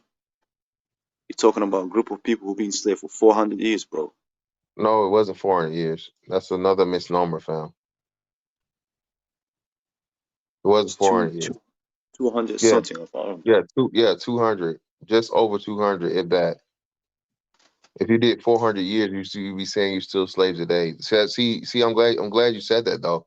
That further shows proof to me how emotionally attached that we are as to where you can say something crazy as to where it's 400 years. and it's like, fam, that would mean that like slavery stopped like what 20 years ago or some shit. Yeah, man. Yeah, it's wild, man. I heard it started on like 15 something, it's on 1535, 1570s or something. Yeah. Yeah, bro. Nah. Well, you only be able to place it from when America was established, man, or when America was dealing with, because again, we're different from everybody else. But let me get my man JT in here, man, and I'll come back to you, bro. What's up, JT? JT, can you hear me? Oh, shit. Brother, you, Fantastic. yo, what How up, what you up? doing, brother? I'm good, man. You? It's good, man. I'm great, man. The night is young, and I'm here with my boy right here, man. You know I love you, man. I'm always here for you, brother. I'm always here providing the backup and the cut, you know. For So I'm sure. I'm here. I'm here, and I'm thinking this whole like slavery thing. I think we cling to this shit to the point we've clung to this stuff for so long now, to the point where we're trying to rewrite history. A lot of people in the black community seem to be trying to rewrite history. What you think of that? I mean, you agree with that or what? I wouldn't say. Well, yeah, I would definitely agree. I would agree. Yeah. Yeah, because embellishing would be rewriting. So yes, I agree wholeheartedly.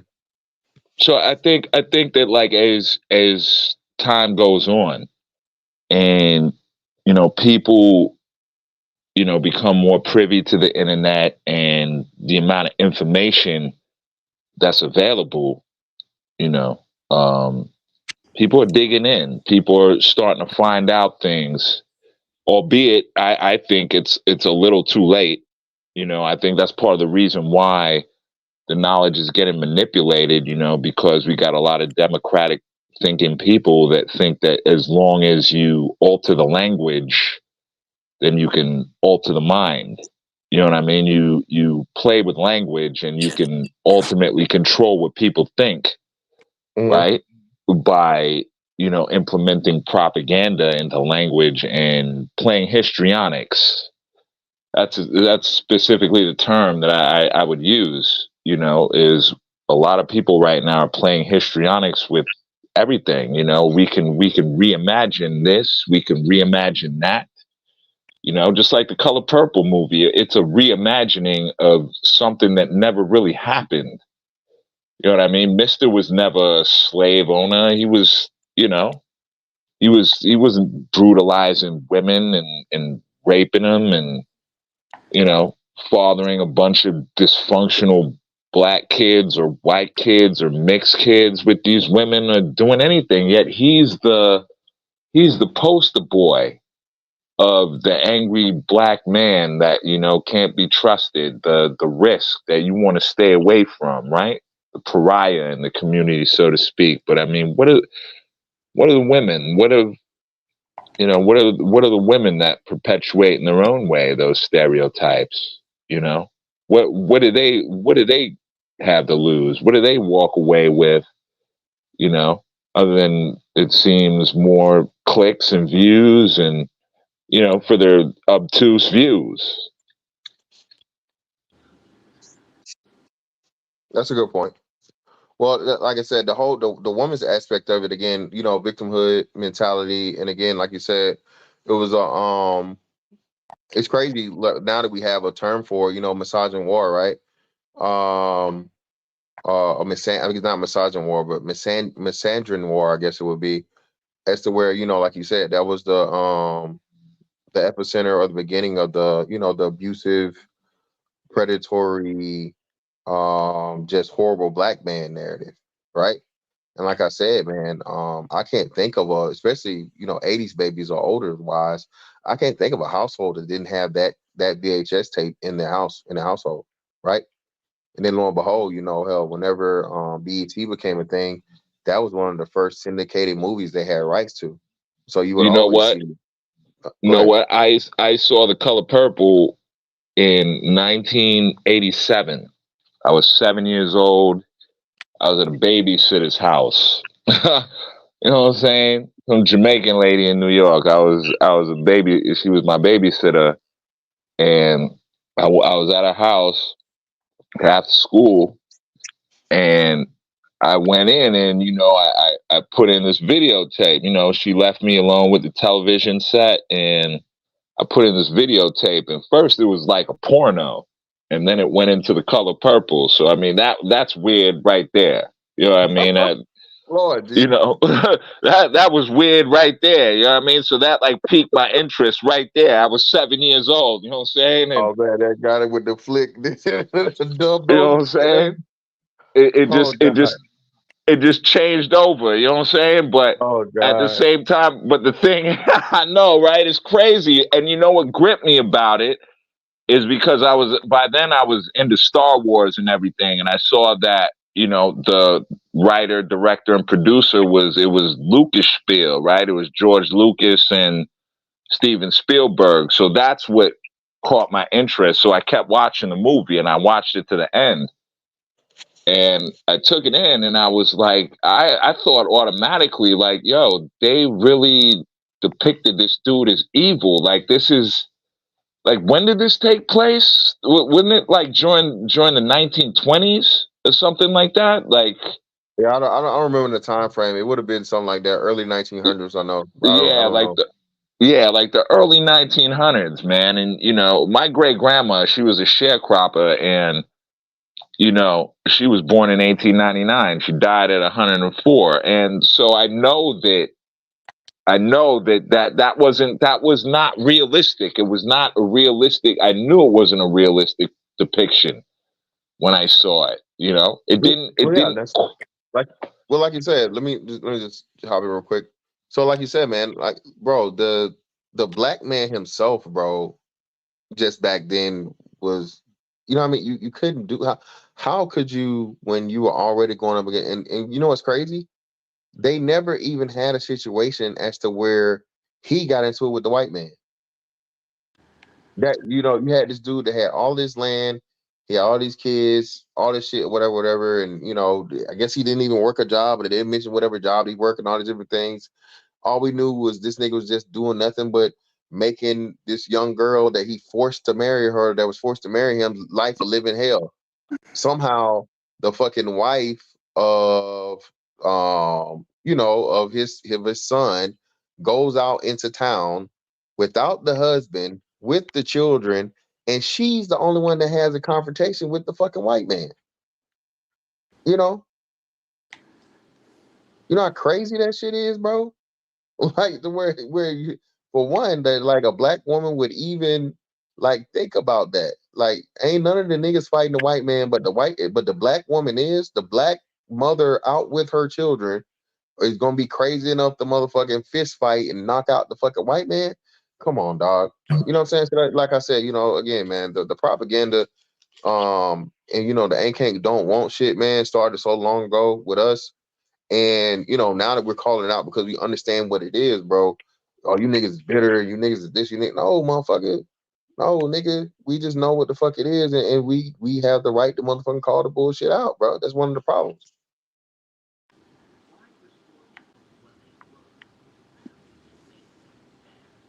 A free game. You go ahead, Pam. Go ahead. What's up, man? How you doing? I can't complain, brother. What's up with you? What's the topic for today, man? I'm just jumping on, seeing you live. Hey, man, motherfucking y'all wow.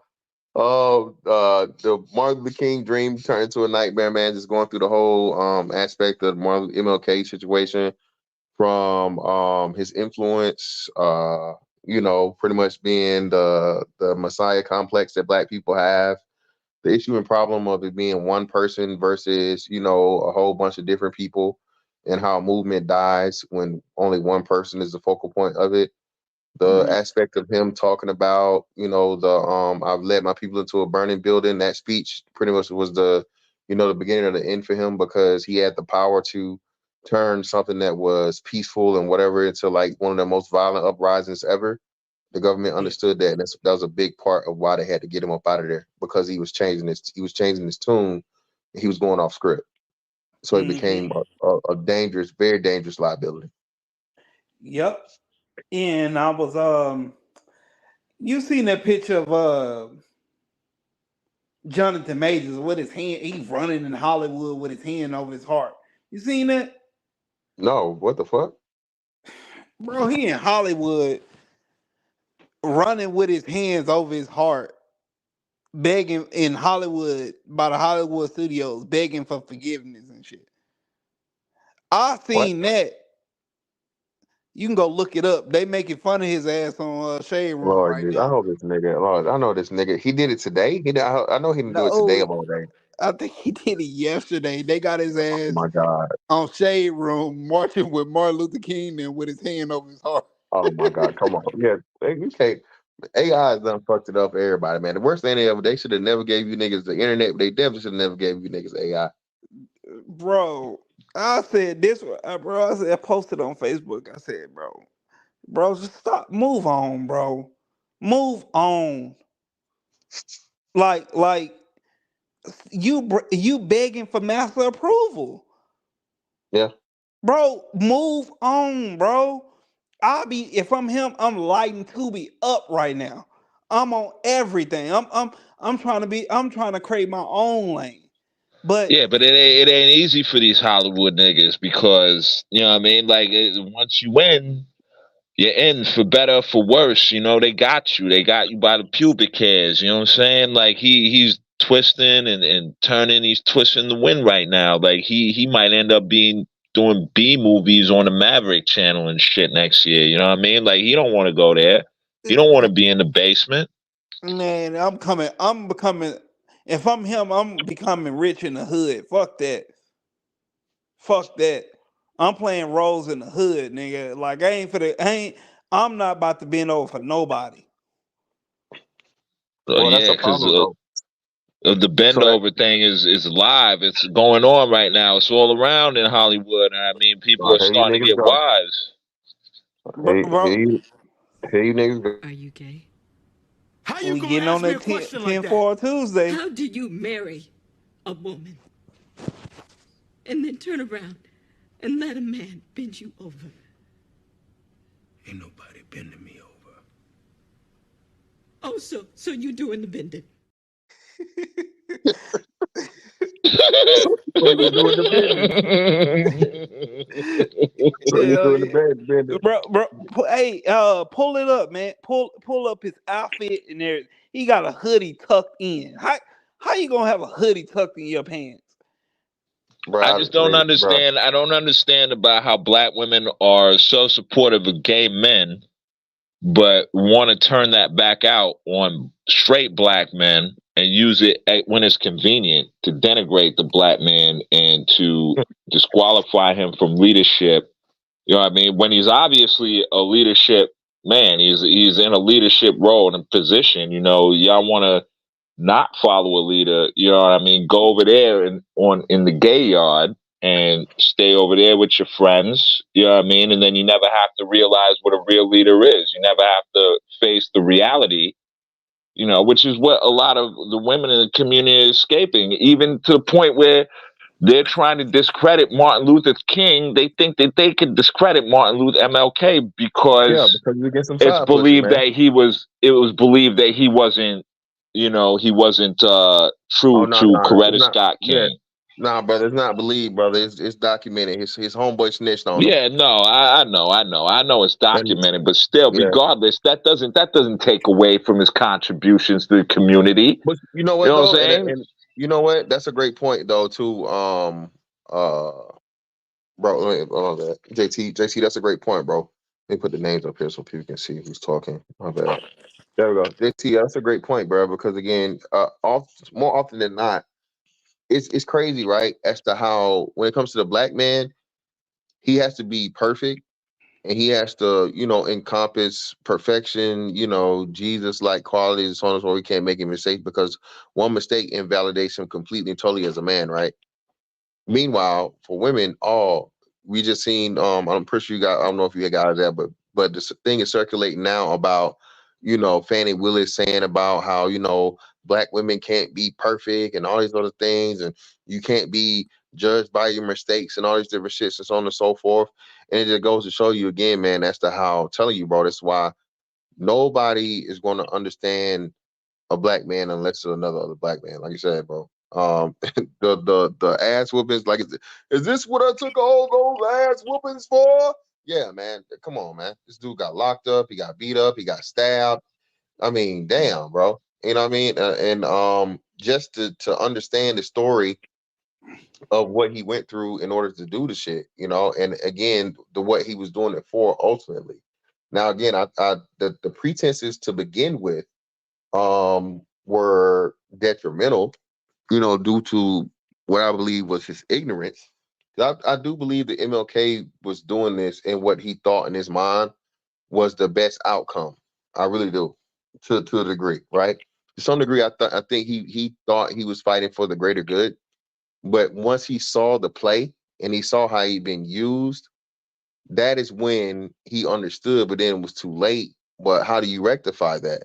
You start telling the people the truth that you now know, and now you start leading them down the right path. But if you are the And then people that those other people that you're telling will actually start to question you and think that you're trying to walk it back, or that, you're two-timing on your own fucking yeah, credo. You know what I'm but saying? And then they that's trust you even less. You know what I'm saying? well, Like, no, actually, but you know what's crazy though? No, when he did that abrupt change, I think this is one of the few times that black people understood exactly, and he was very, very um for that time, he was extremely detailed, and he was clear in his message to what he was saying. So it was some innuendo, of course, but at the same time, he was giving black people pretty much a history report, man, on the effects and the things that the government had done and how they cut us out of the situation and set everybody up over us. You see what I'm saying? yeah, So he evolved. He evolved. You yeah, know what I'm saying? Like, but he didn't the trade people out. He didn't. didn't sell out the message. He didn't. You know what I'm Yeah, saying? Like, he evolved.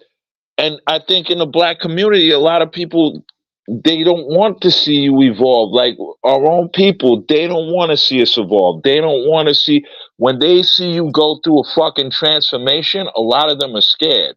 They're scared because they're scared to take that leap. They're scared to make that leap. They scared that they can't do it and succeed. You know what I'm yeah, but saying? that's what I'm And saying. But that's what I'm saying though. But because it was him and he had such a powerful command over black people, when he moved, they moved with him. Like it was like an immediate shift of the mind of all the people. no And question.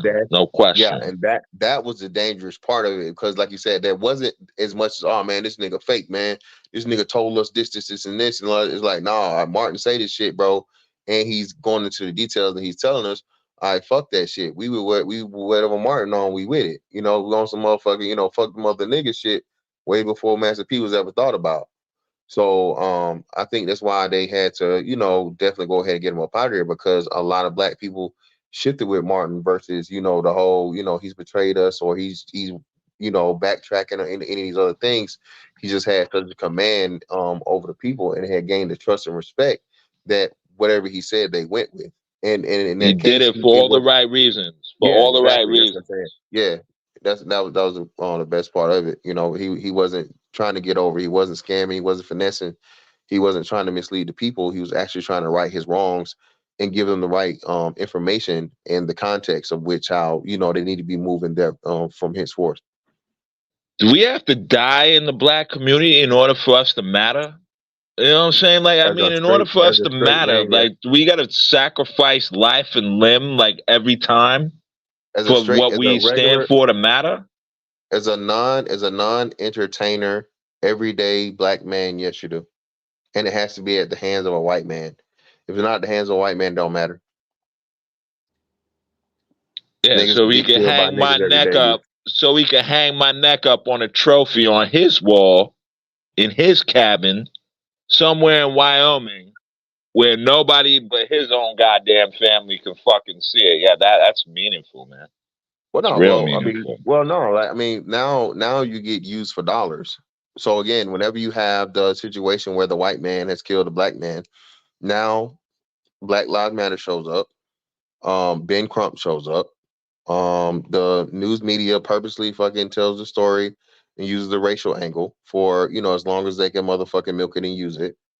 And then people donate money and people, talk about how racism is bad and racism should be gotten rid of, which is impossible because you can't control how someone feels or thinks. You know what I'm saying? Racism will never go anywhere, just like crime will never go anywhere. Just like every bad thing that happens in the world will never ever just end because you want it to, because that's Yin and life. yang, man. Yin and Yeah. yang. So, Yin and yang. so that even that concept of being sold that lie as to where we need to end racism, that's just a dumb statement. Anybody that says it to me, I'm just like, you're either trolling, scamming, or you're just dumb. You know Or what I'm they're saying? hoping for some sort of chip to be created and installed that can control people's thoughts, which is where we're headed right now. And most of the people that act like they're against that kind of shit don't even know that they're on board. That's the sad part. Uh, Yeah, yeah, man. You can't stop nobody from feeling how they gonna feel. Racism will never go anywhere, bro. It Yeah, would never. But it's not an excuse to be stagnant. You know, it's not an excuse to be stagnant. But it never go nowhere, bro. Bro, people feel how they gonna feel. A Star yeah, that's what I'm Trek, a saying. Star Trek world is nice, in theory. You know what I mean? Just like communism and Marxism is nice in theory, but a lot of people don't take the time and stop and think, what is it going to take to get there? What are you going to have to compromise as a human being? What are you going to have to compromise in terms of your thoughts and your personal agency?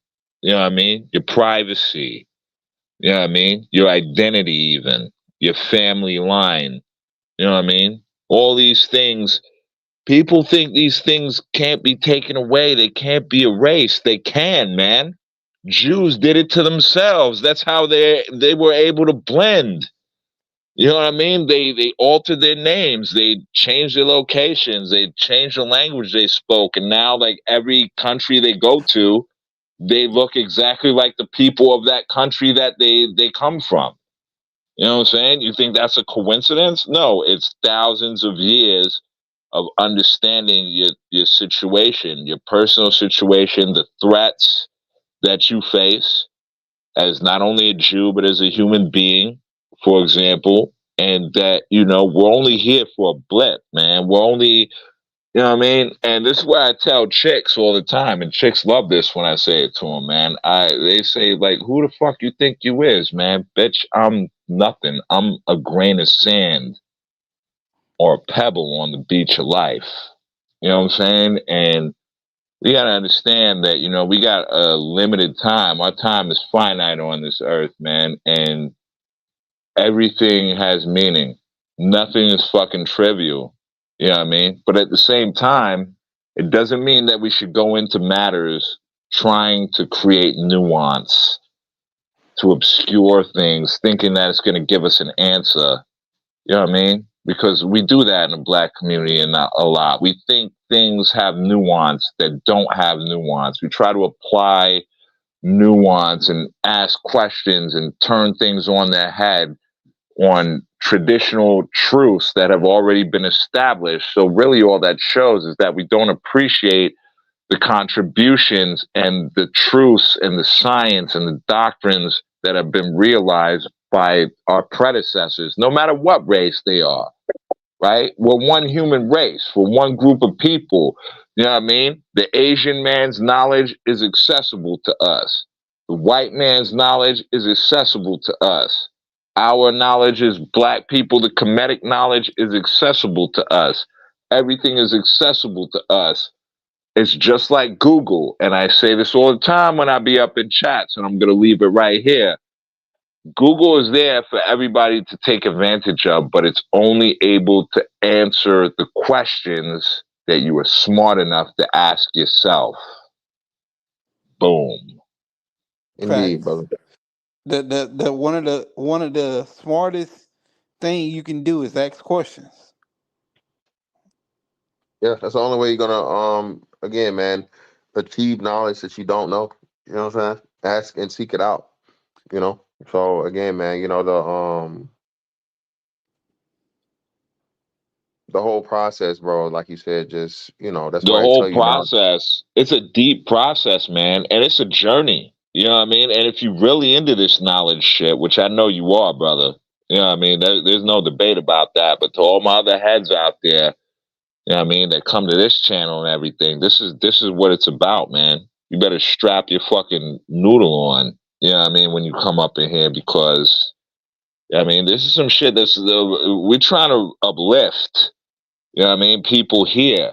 And this is a special place, you know what I mean, where you can come, you can leave all your crap at the door and come in with an open mind and absorb, because there's nothing but truth here. It's all real. Shit is all real. It's obscure. Some of it comes from the left, some of it comes from the right. But when it's all put down into the blender, you're going to get a masterpiece all the time, man. Courtesy of Mr. Fantastic. Yeah, I appreciate that, bro. But yeah, man. Like I said, ultimately, bro. Happy MLK Day to you niggas, I guess. I don't, bro. Again, I just don't. I'm not saying that the holiday's not needed, because again, MLK definitely did what he did and made the ultimate sacrifice for what he thought was a righteous cause. And I know for a fact, because again, a lot of people don't know too. I think I know the federal government was found liable in a civil suit for his death or whatever. So the family got paid off of that for MLK's death. They didn't necessarily say, criminally that the United States was somehow involved, but civilly they were said to have knowledge in the killing of MLK. I think one of the most famous things said by when it came up to what damn, I'm about to remember, so look stupid. Was it Oswald, right? Lee Harvey Oswald was the Yeah, person Lee that. Harvey Oswald. Okay, yeah, 'cause, yeah, James Yep. Earl Ray killed. Okay, I would just make sure, because James I know Earl that was this Ray, one. He killed Kennedy, the and then what's grassy his name? knoll and shit. Yeah, Yeah, yeah. grassy Okay, knoll so and stuff. yeah. So one of the things that was said about and I think this is one of the documentaries I saw, was when Lee Harvey Oswald was named as the killer for MLK, and it was like, man, ain't no way a $10 white boy could kill $1 million nigga. That was said by white people. So even they knew something was up when MLK got hit, man. You know what I Yeah, mean? And then tell that to the white boy in Buffalo. They got open fire on all them people up there. You know what I mean? Tell that to him. yeah, that's different. Yeah, but yeah, Bryce, hit me up with that, bro. You talking about it's a woman that did it? I don't know about you talking about that, but yeah, Neuralink. But you said it's a woman involved. Hit me what you talking about, brother. I don't know. But black people used to call Dr. King washed up towards the end of his life. A black woman tried to kill him with a razor blade. No, it wasn't a razor blade, brother. It was a letter opener. And that was early on. Guess what? Um, Billie Holiday was still washed up. She was a washout too, but she's still one of the greatest, ain't she? See, when it comes to black women, nobody says nothing. Nobody says that. Nobody says, yo, Billie Holiday used to shoot up. She used to do all this kind of shit. Nah, she's just one of the greats. You know what I'm saying? Regardless of what she did. You know what I mean? But Martin Luther King, goddamn, came inches close to saving a nation. You know what I mean? And pretty much did. He at least he paid it forward and brought us to where we at now, where we at least have half a chance. But yo, now people are trying to say he's some kind of sellout because he cheated on his wife. oh yeah, man, they It's giving fucking them pure hell. ridiculous. But KP, go ahead, fam. Yeah, what up? Fantastic. As we all know, this is the day where, if you're a kid, you just look at it like, okay, I have a dream speech, and you look at it like, oh, this great man brought together a nation and everything. But as you get older and you realize, uh, as an adult, you know, people talk about, I got a dream speech, but really what got him killed was the speech where he finally started talking about the real issue in Yeah. America, and that was the poverty rate, and more importantly, the whole thing with the economy. And when he probably realized that he was gamed himself with integration, a lot of black businesses went out of uh, went to shit.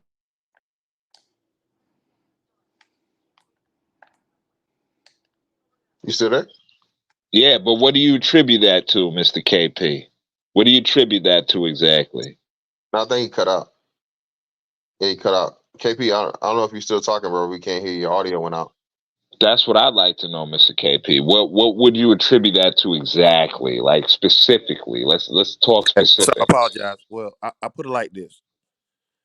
Uh, think about something being like a round table of individuals in the early 1960s that look at the statistics of the Black Americans at the time that were being or that were very affluent. You know, they looked at the family rates of the Black households. Single parent rate was just pretty much minuscule, and they didn't like that.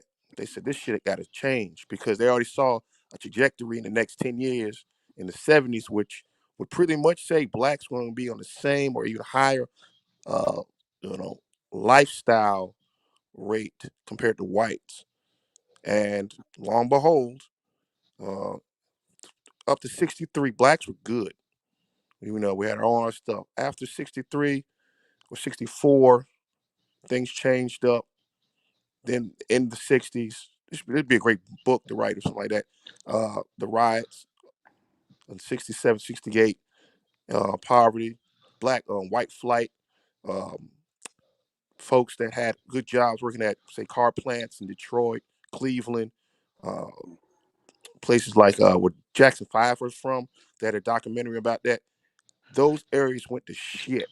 Yeah, And that was Gary, the whole Indiana. entire plan because blacks are supposed to be the permanent underclass. They let a few through to make the whole we have the opportunity and this is America, but really you can't have it where they're just influent. And now look at this statistic.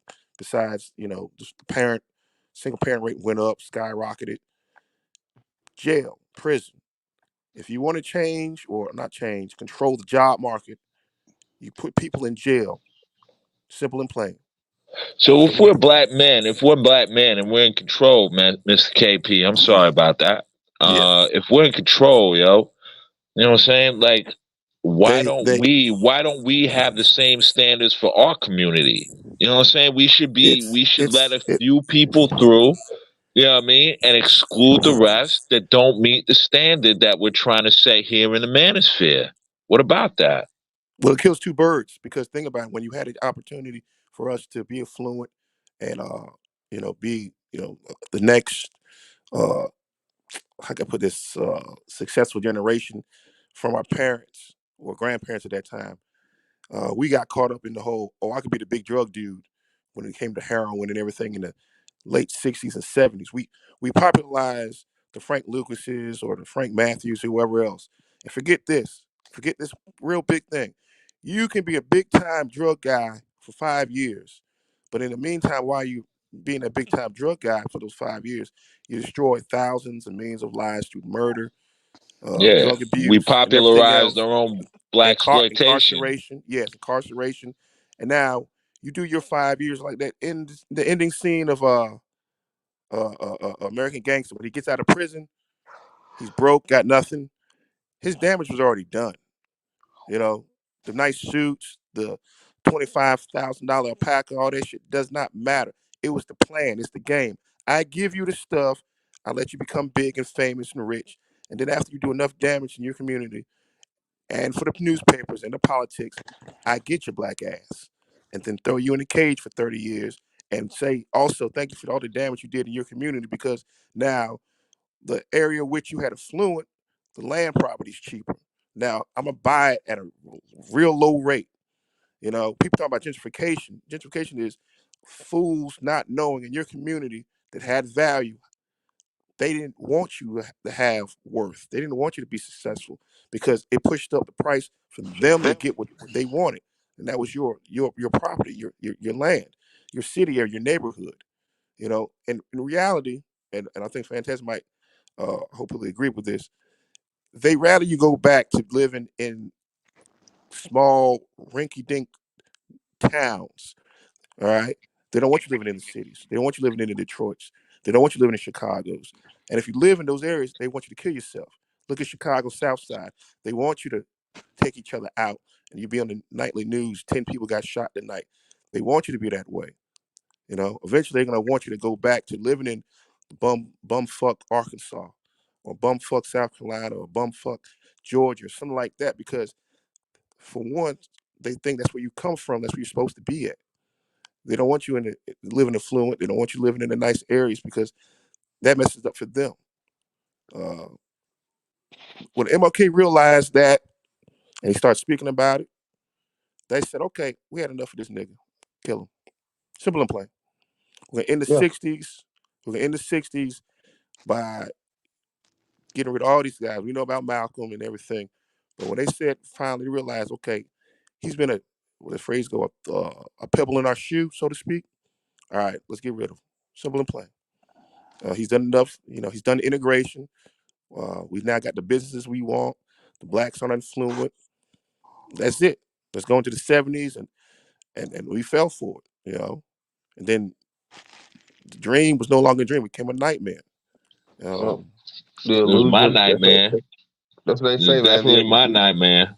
You know what I'm The saying? Like my mom was born in '62. You know what I'm saying? My mom was born in '62. I was born in '80. You know what I'm saying? Like yeah, she was 17 going on 18 when she had me. You know what I'm saying? So like when it comes to the crisis in the community, you know what I mean? Growing up in New York City and everything, I was, you know what I mean? I was probably like the first of that generation X, the last and the first, you know what I mean, that went through all that shit and had to witness all that crap and, you know what I'm saying, living in fucking Lebanon pretty much, you know what I mean? and that was Brothers and that was the whole trying plan. to get you to carry packages and shit like that on the way home from school and on the way to school, and you trying to take different routes to school just so you wouldn't have to like meet with the neighborhood heads, and you know what I'm saying? It was crazy. You know what I mean? Guardian angels in the streets, murder rates and shit like that, man. It just seems like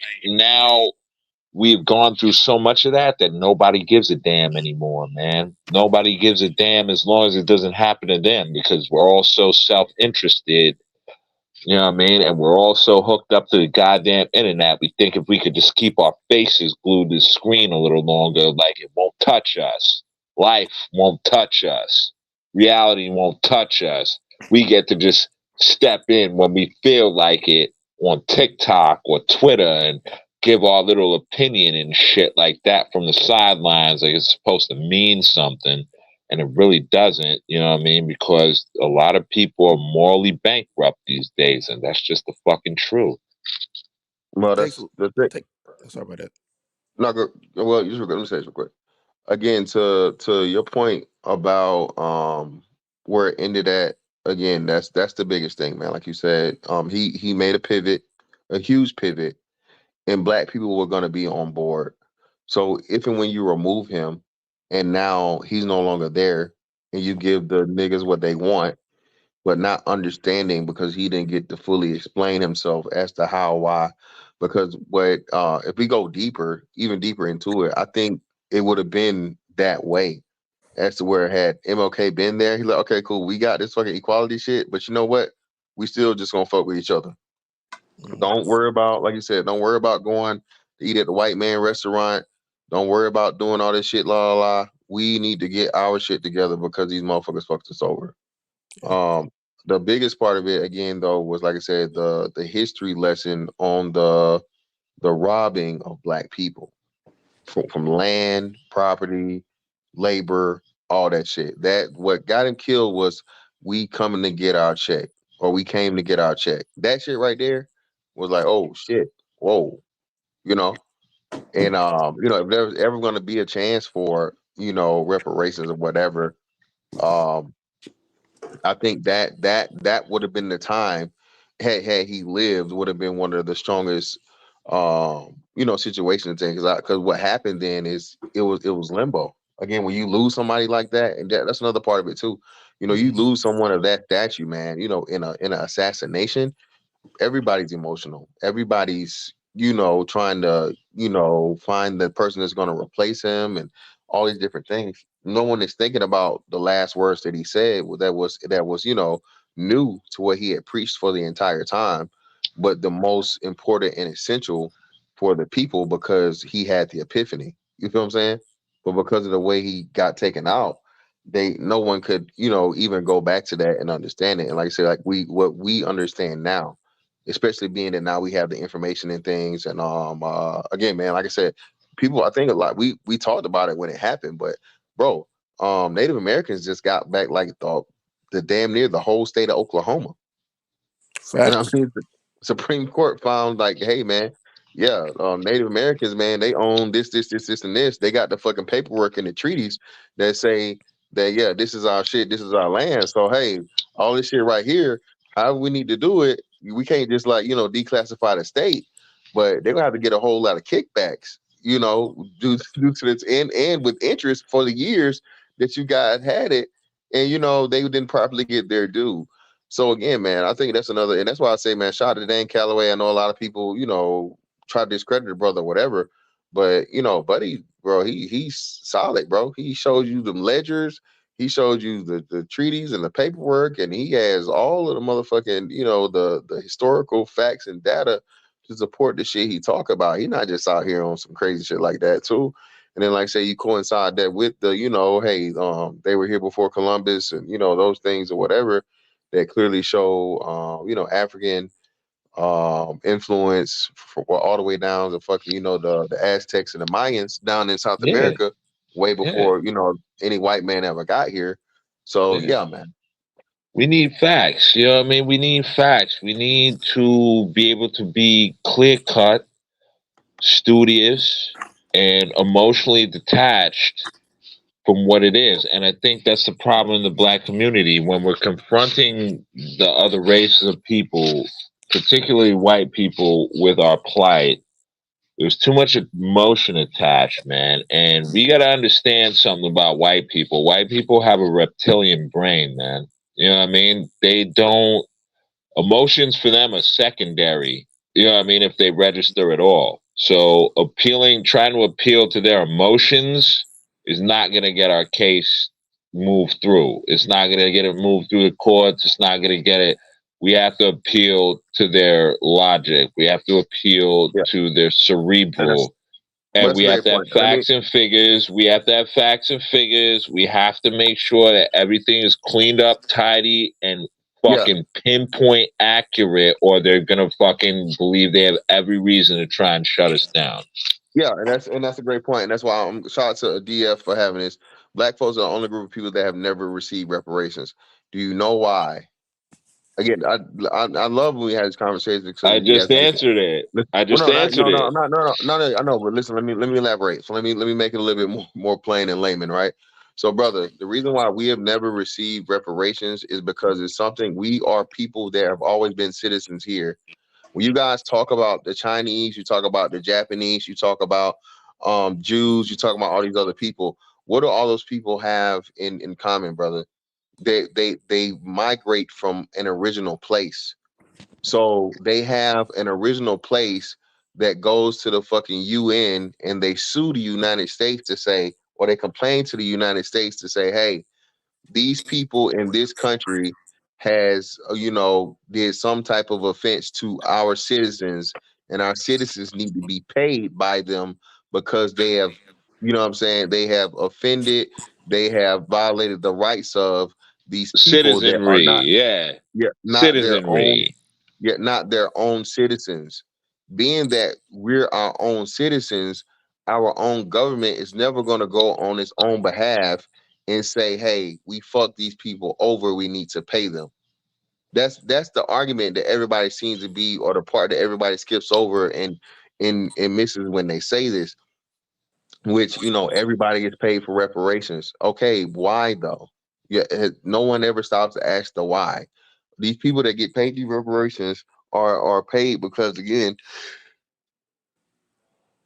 they belong to another nation.